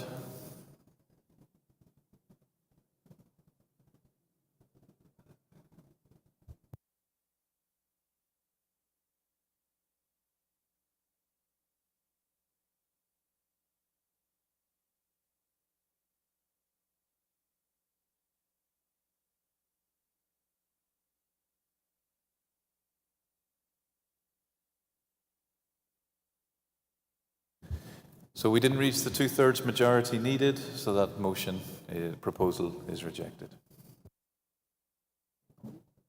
Thank you. Next proposal 7, ISU Council, Article 9, paragraph 1E and 2A. This is about the meeting of Congress to clarify the conditions for calling an extraordinary Congress to virtually attend and online voting for non-election ordinary ISU Congress. This intention of this proposal is to make condition for calling an extraordinary Congress clear and to allow virtual participation in non-election ordinary Congresses to allow all ISU members to participate even if they are not able to attend in person. Any comment? We proceed with voting. Okay, all those in favor? Oh, does the member want to speak?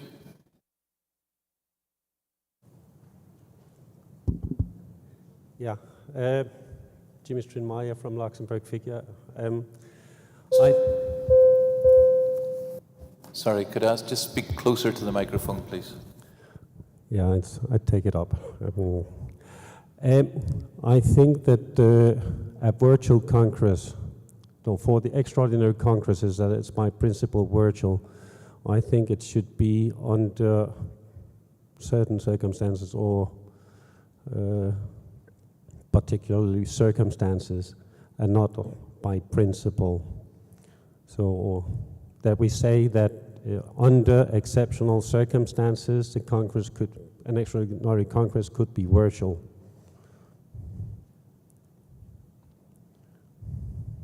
Thank you. Any other comments?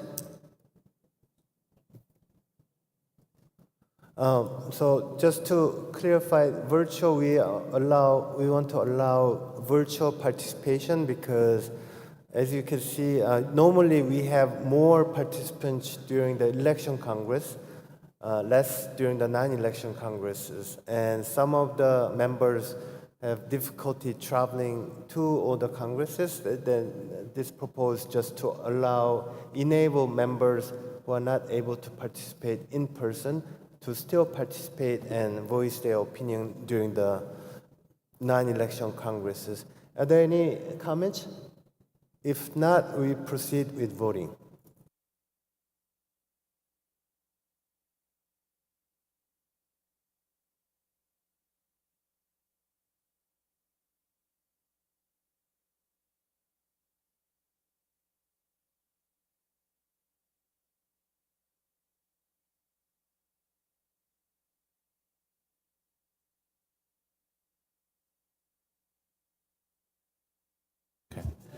Okay, all those in favor, please raise your green card.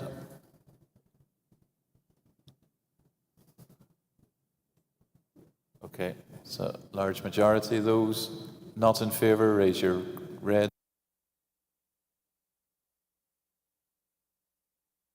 Okay, approved. Thank you. Proposal 8, submitted by ISU Council, Article 10, Paragraph 1. This is to allow the Council to decide the form of each Congress, either in person or online. Any comments?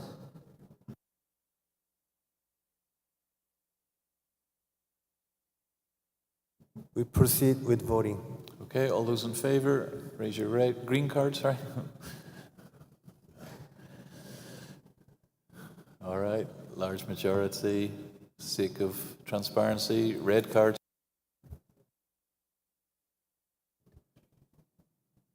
No one against. Okay, that's approved. Sorry, there was one, but it's approved. Okay, now this Now the proposal 9, submitted by ISU Council, Article 13, paragraph 1A. This is to clarify term limits for elected positions, that the term from 2016 to 2018 will count towards the maximum number of terms. 2016 to 2018, although it's a 2-year term, is counted as a 1 term. And to clarify term limits for those filling a vacancy of an elected position. The Council submitted this proposal to ensure clarity before the 2026 elections and reflect the decision of the Congresses held in 2012 and 2014, and is to clarify how term limits apply to people elected to office by filling a vacancy. You have the floor. Thank you. So again, Jimmy Streetmeyer, Lux Figure. I have made a proposal, or we have made a proposal on the similar article, that's a proposal 10, and I would request that my proposal, or our proposal, be given priority, so that we first deal with that proposal.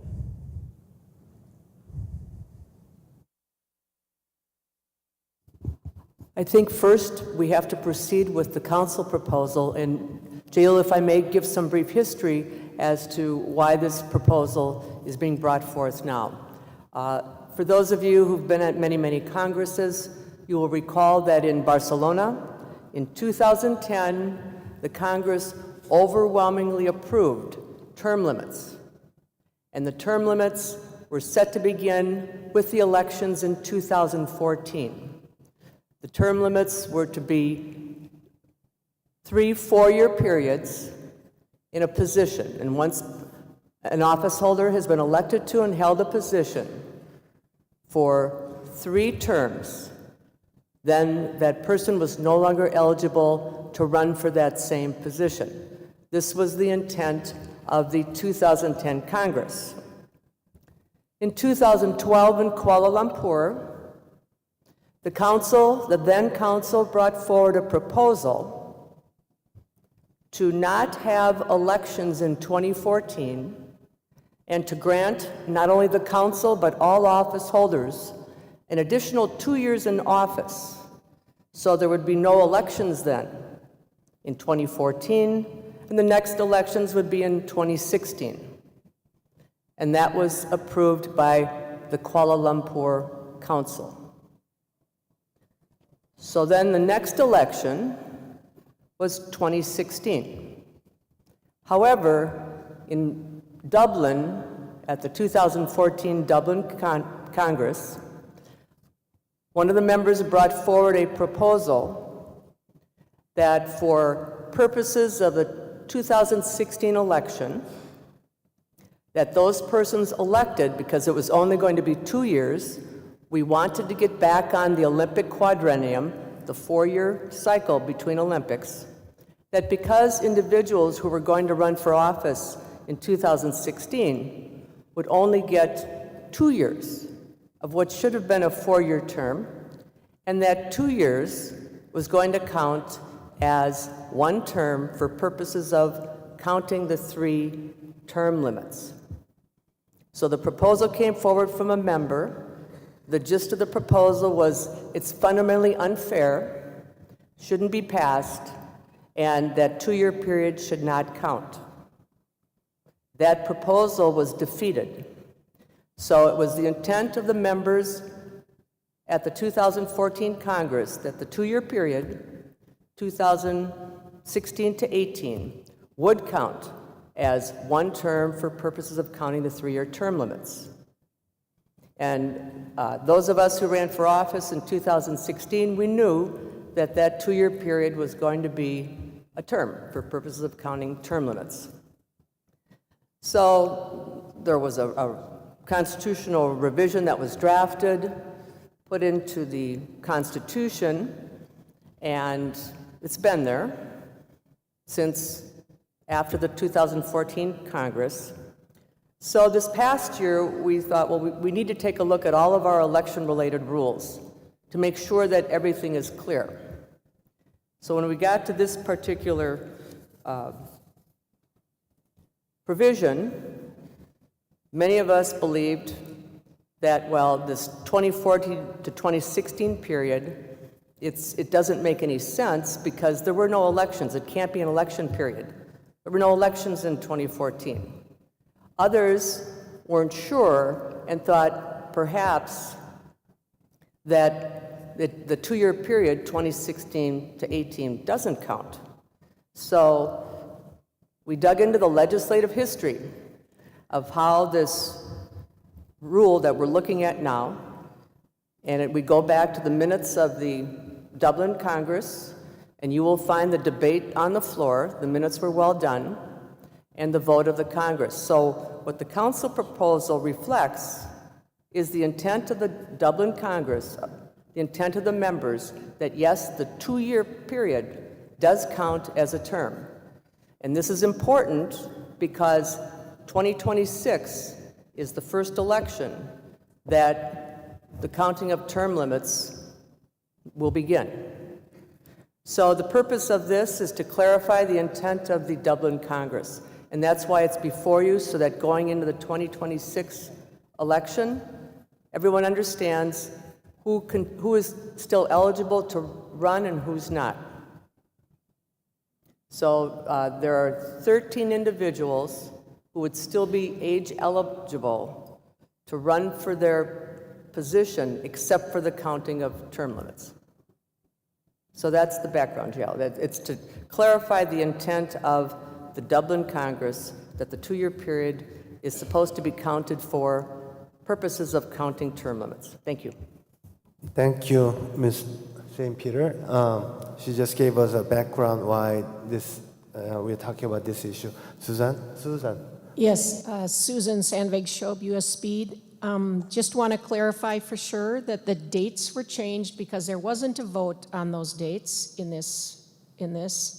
The vote was 16 to 18, 2016 to 2018, correct? That is correct because the 2014 to 2016 made no sense. Right. Because there were no elections, correct. Okay, and then the other is just a clarification that it's kind of drafting that this was kind of a mistake in how we put it into our Constitution before. I think it's fair to characterize it as a mistake, yes. A drafting typo or correct. Or whatever we want to say. A drafting error, yes. Yeah, and so otherwise it is, I kind of struggle with, since 2010, we've wanted term limits, and to keep trying to change them is really frustrating. We all voted to have term limits, and I think we need to stay with those. Thank you. Jimmy? Yeah, I think we just had, let's say, a historic, let's say, review of what happened back then. But personally, I still think that it was a fundamentally wrong decision to change the terms in 2012. That's my personal opinion.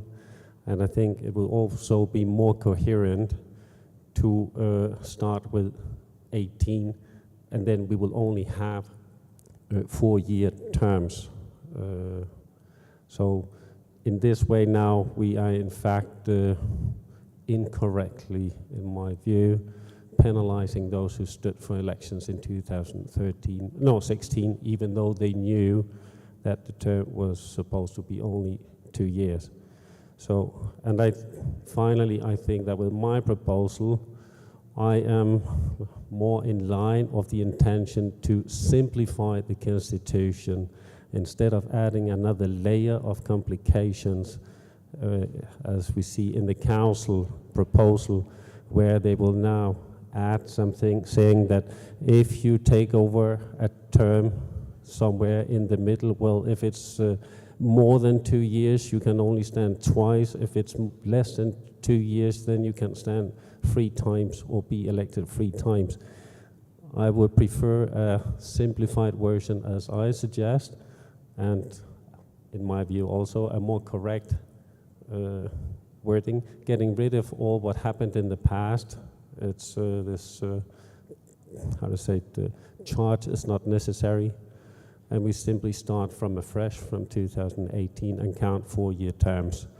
And if somebody is joining the council in the middle of a term, well, that person had then luck to be on the council, but that's the way life is sometimes. And then, but still let people run for 3 times. Thank you. Susan Sandvik Schob again from U.S. Speed Skating. So I think everyone in 2016 was well aware that their term would count as a term. And so to go backwards on that they didn't know is frustrating for me. And when rules are made for specific people is very, very difficult for me to understand. We should be making rules that's for everyone going forward, and we don't change them for specific people. Thank you. We heard the both sides of the argument, so now we'll proceed with voting. Okay, so all those in favor of Proposal 9 from the ISU Council, please raise your green cards.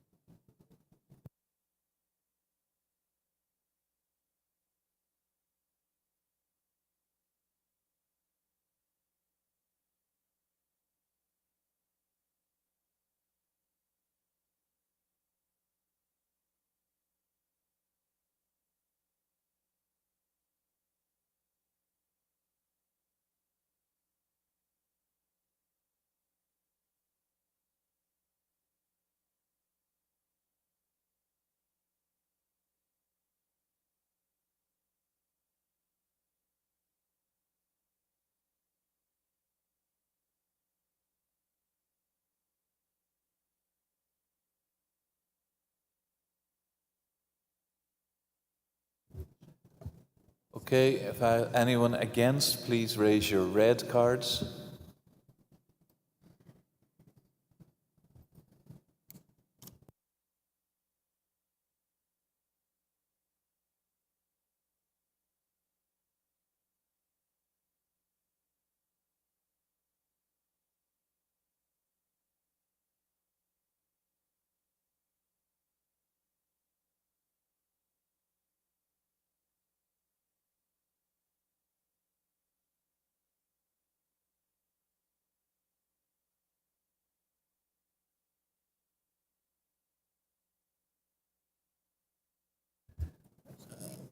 And abstentions, please. No abstentions? Oh, sorry, I can see them now. Okay, 2 abstentions. 1 over there. 3 abstentions.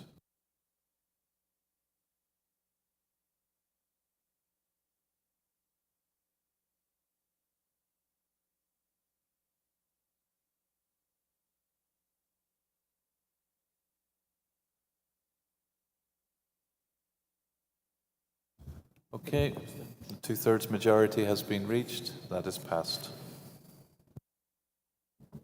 Proposal 10, Luxembourg, figure, Article 13, paragraph 1A.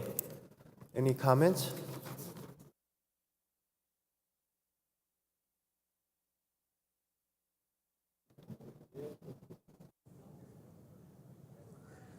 It doesn't make any sense to vote on that proposal since the proposal number 9 was just accepted. So you withdraw the proposal? Well, if you want, yeah, okay. I would like to have a vote on it, but it goes a bit against the former proposal. Yeah, we can proceed with voting. Okay, proceed to the vote. Proposal 10 from Luxembourg. All those in favor, raise your green card.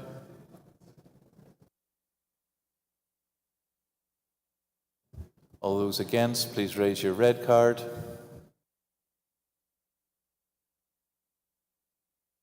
Okay, 2/3 majority not met, rejected.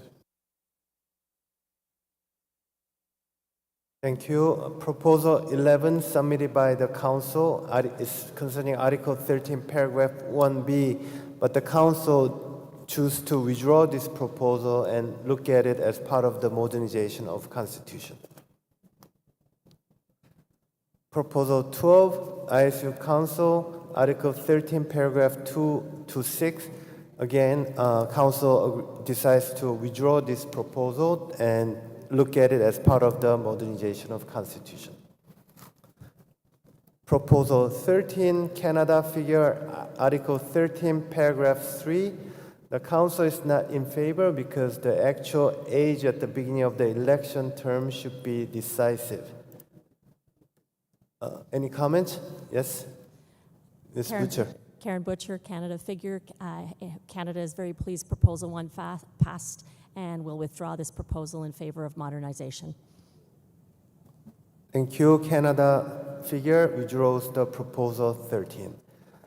Proposal 14, USA Speed, Article 13, Paragraph 3. The Council would prefer to discuss this within the context of modernization of Constitution, and we invite any comments. Susan Sandvig, US Speed. We'd like to withdraw this proposal. Thank you. Proposal 14 withdrawn.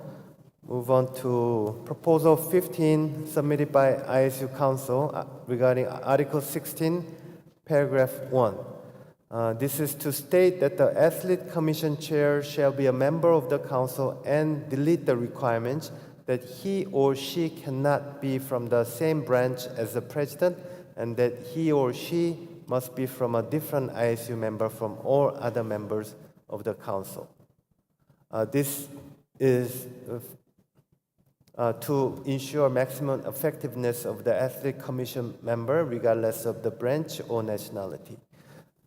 You have the floor, Mr. Eric Bradford. Eric Radford, Athletes Commission, and I'd just like to share some of my experience and perspective on this proposal for the Congress. Over the last 2 years, as chair of the ISU Athletes Commission, it became clear that the initial structuring of the commission was not designed for maximum efficiency. Those holding the athlete representative position on the council will be given a much more expansive perspective on how the council guides the ship, in other words. Having this perspective and a more robust understanding of the goals and processes of the council makes guiding and goal setting of the Athletes Commission more efficient and, most importantly, effective. And that's why it's imperative that the chair of the Athletes Commission also hold the position of the athlete representative on the council. Thank you, Mr. Radford. Any other comments? If not, we proceed to voting. Okay, all those in favor, please raise your green card.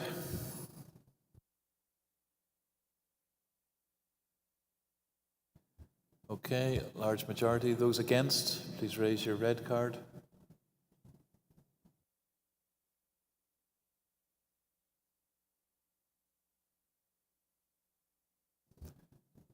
Okay, 2/3 majority has been met, so that's passed. Thank you. Proposal 16, Austria Speed, Article 16, Paragraph 2F. Council is not in favor because there's already a system in place for the education and evaluation of short track officials. Another reason that decisions in short track are made as a team and cannot be treated as the same way as figure skating. And then third, no budget was presented for this proposal.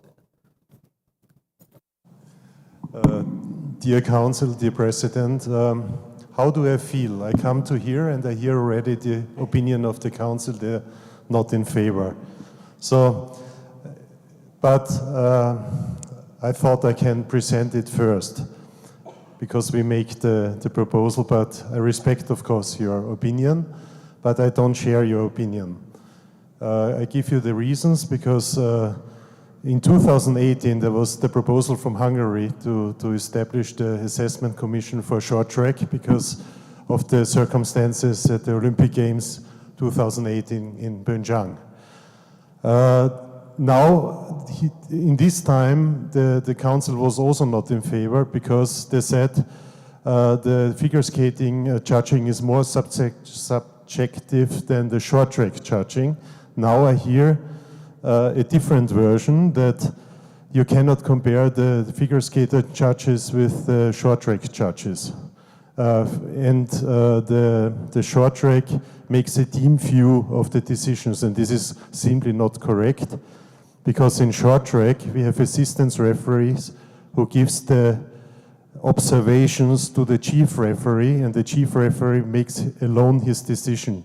So I cannot see the team view in the reasons you give. And we give a lot of trust to the technical committee to change the judging system, the parameters. Some things also happened in a positive way. For example, the language code. This is for sure a good development to understand the decisions, but we still have a lot of different decisions which are to be re-asked, and I think it's also in the structure. All modern sports, Olympic sports, have appeals commission, have assessment commissions, and we don't have it. And I don't see any reasons why we treat the branches differently. I think figure skating showed that they have a structure, they have the judging level, and they have the assessment commission level.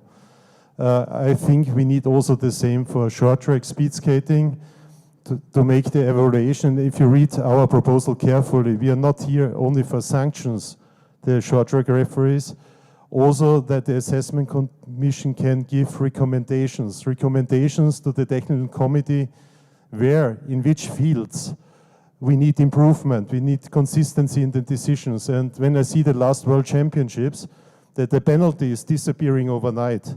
And everybody from us knows the regulation.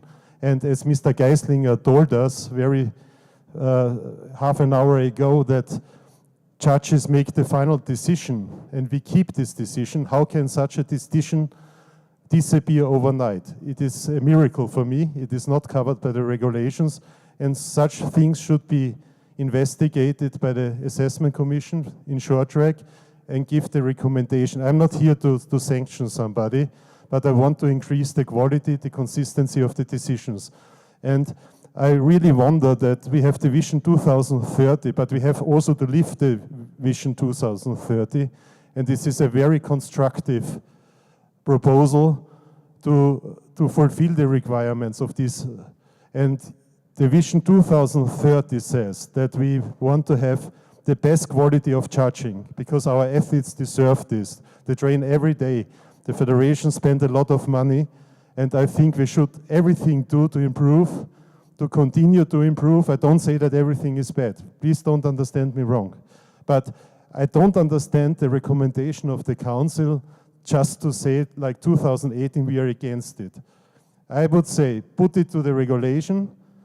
The vice president has, together with the council, the possibility to create assessment commission. And I'm totally convinced with the assessment commission, you did not need Hermann Filipic to show that there was penalty targets for the short track referees.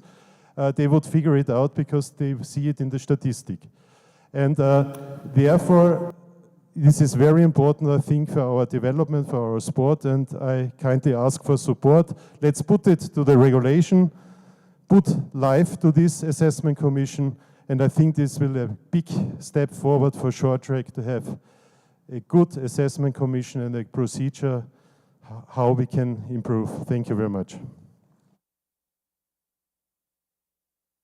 Thank you. Are there any other comments? If not,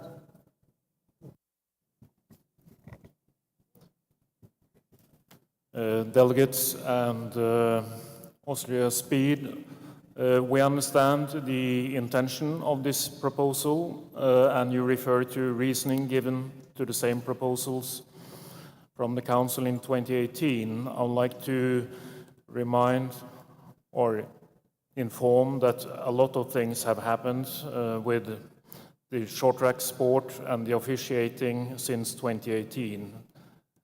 There has been established a very thorough procedure in following the work of the officials, giving the officials much better opportunities than in the past to review race incidents by their colleagues, by themselves, and this is ongoing work to reach the best possible consistency and to be able to elevate the best officials to the most important positions. So we would like to ask the Congress not to accept this proposal because we feel we are on a good path and will continue to find good ways to make also all the necessary assessments in order to promote our sport. Thank you, Mr. Vice President. I want to come back to the argument from Mr. Jimmy from Luxembourg, because let's do the vote and let's see if the delegates, the members are interested to have an assessment commission. And once again, it's not to punish the short track referees or starters, it's also for recommendation, because they have an outside view. They're an independent body, and they see from outside what happens and what's going on, and I think our sport needs the outside perspective too. And because this is also the perspective which the spectators, and we are spending now a lot of money in the audience, in spectators, and they want to see a clear judging, they want to see and understand the judging. So give a chance, let's vote for it, and let's see if the delegates wish an assessment commission in future under your regulations. I did not give any recommendation how to establish this, but let's see how the delegates decide. Thank you very much. Thank you. We heard both sides of the argument, so we will now proceed to voting. Oh, I'm sorry. Herman de Haan, KNSB, the Netherlands. I would like to ask Austria to withdraw the proposal, because we have been talking about for 2 days and revolving in the same circle. So let's finish this debate. That's my remark.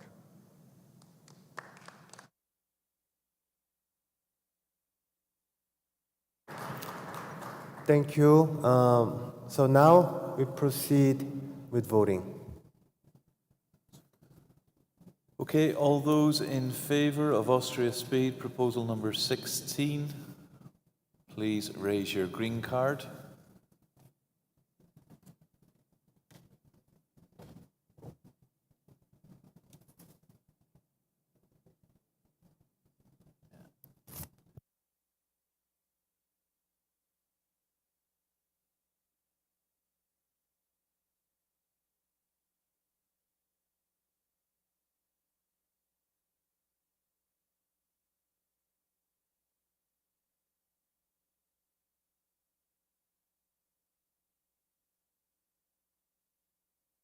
All those against, please raise your red cards.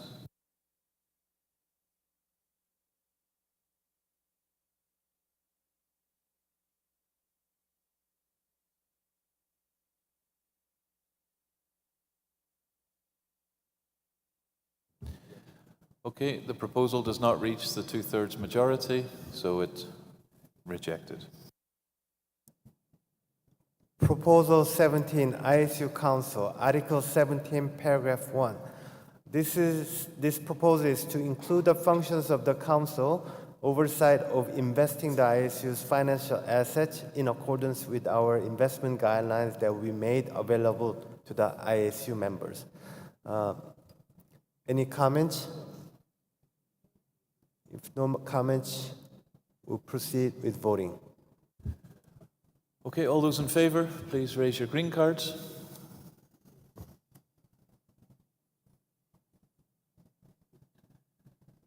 Okay, seems to be an overwhelming majority, but let's just check any red cards. No? Any abstentions? No. Passed. Unanimously approved. Proposal number 18, Austria Speed, Article 17, Paragraph 1. It's a new article, new paragraph. The Council is not in favor because the proposal would include an obligation with an article that lists functions, and the proposal is too specific. And Council would prefer to discuss this as part of the modernization of Constitution.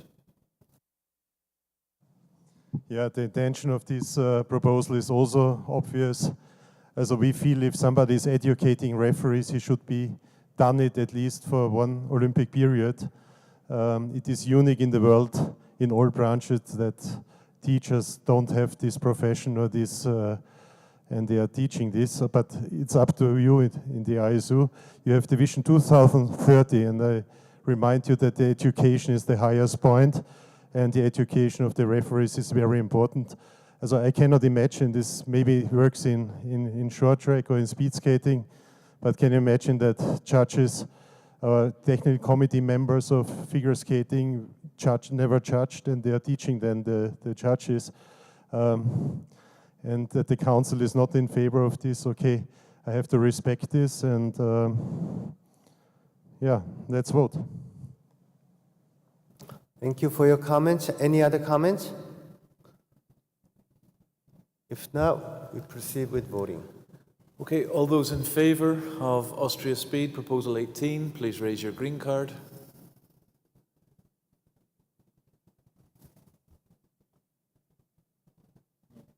Two. All those against, please raise your red card. Okay, proposal rejected. Thank you. Thank you. We would cover two more proposals and then break for lunch. Proposal 19, Speed Skating and Short Track Speed Skating Technical Committee, Article 20, Paragraph 1. We have some amendments, so I'll give the floor to Vice President Mr. Chornespelli. Dear delegates, this proposal you have seen in the agenda and you see in the council recommendation. It relates to the composition of the technical committees, which are currently based on 4 or 5, in the case of single and pairs, elected members and 2 appointed members. And the current rule says that the appointed members should be 1 with an athlete background and 1 with a coach background, with further eligibility criteria defined in the rule. Experience has shown that, or has demonstrated, relatively long-lasting vacancies over several periods, because it's not straightforward considering to identify and to get the confirmation from competent candidates, considering several constraints, including that the committees can only have members from different countries, different members of the ISU. So this has resulted in some lasting vacancies that have made the work of the committees affected by this very much demanding. So for this reason, the committees that have been experiencing this submitted this proposal. The council wanted to stay, also in light of a revision of the constitution, basically with the current rule. The amended proposal is saying that the current rule applies unless exceptional circumstances have resulted in lasting vacancies, and in that case, 1 of those 2 members may be appointed without fulfilling the eligibility criteria either for an athlete or a coach. So this is the essence of the amended proposal number 19 and 20. These 2 proposals are coupled because in 19 it's stated about the composition, and in proposal 20 the second part of this article of the Constitution is dealing with the eligibility criteria. So the proposals are bound together and have to be, or should be, voted upon consistently, both of them.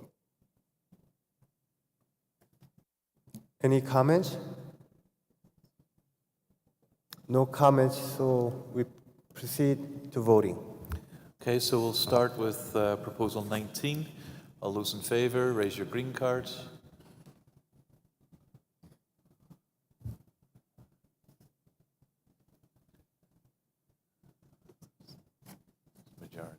All those against, raise your red cards, please. Okay. Abstentions? Okay. So majority has been, 2/3 majority has been met. Proposal approved, accepted. Number 20, speed skating and short track speed skating technical committee, and I give the floor back to Mr. Tronespelli. This is then mainly a drafting consequence of the acceptance of proposal number 19. It's referring to the exceptional circumstances that you just agreed to, opening up for an appointment of a second appointed member that doesn't need to fulfill the criteria either of a coach or an athlete. Any comments? If not, we proceed to voting. Okay, all those in favor, please raise your green cards.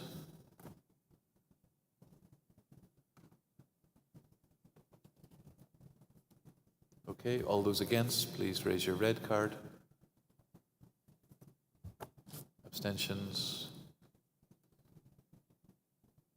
Okay, majority met. So proposal 20 approved. So why don't we finish the morning session here, and then we'll come back in the afternoon.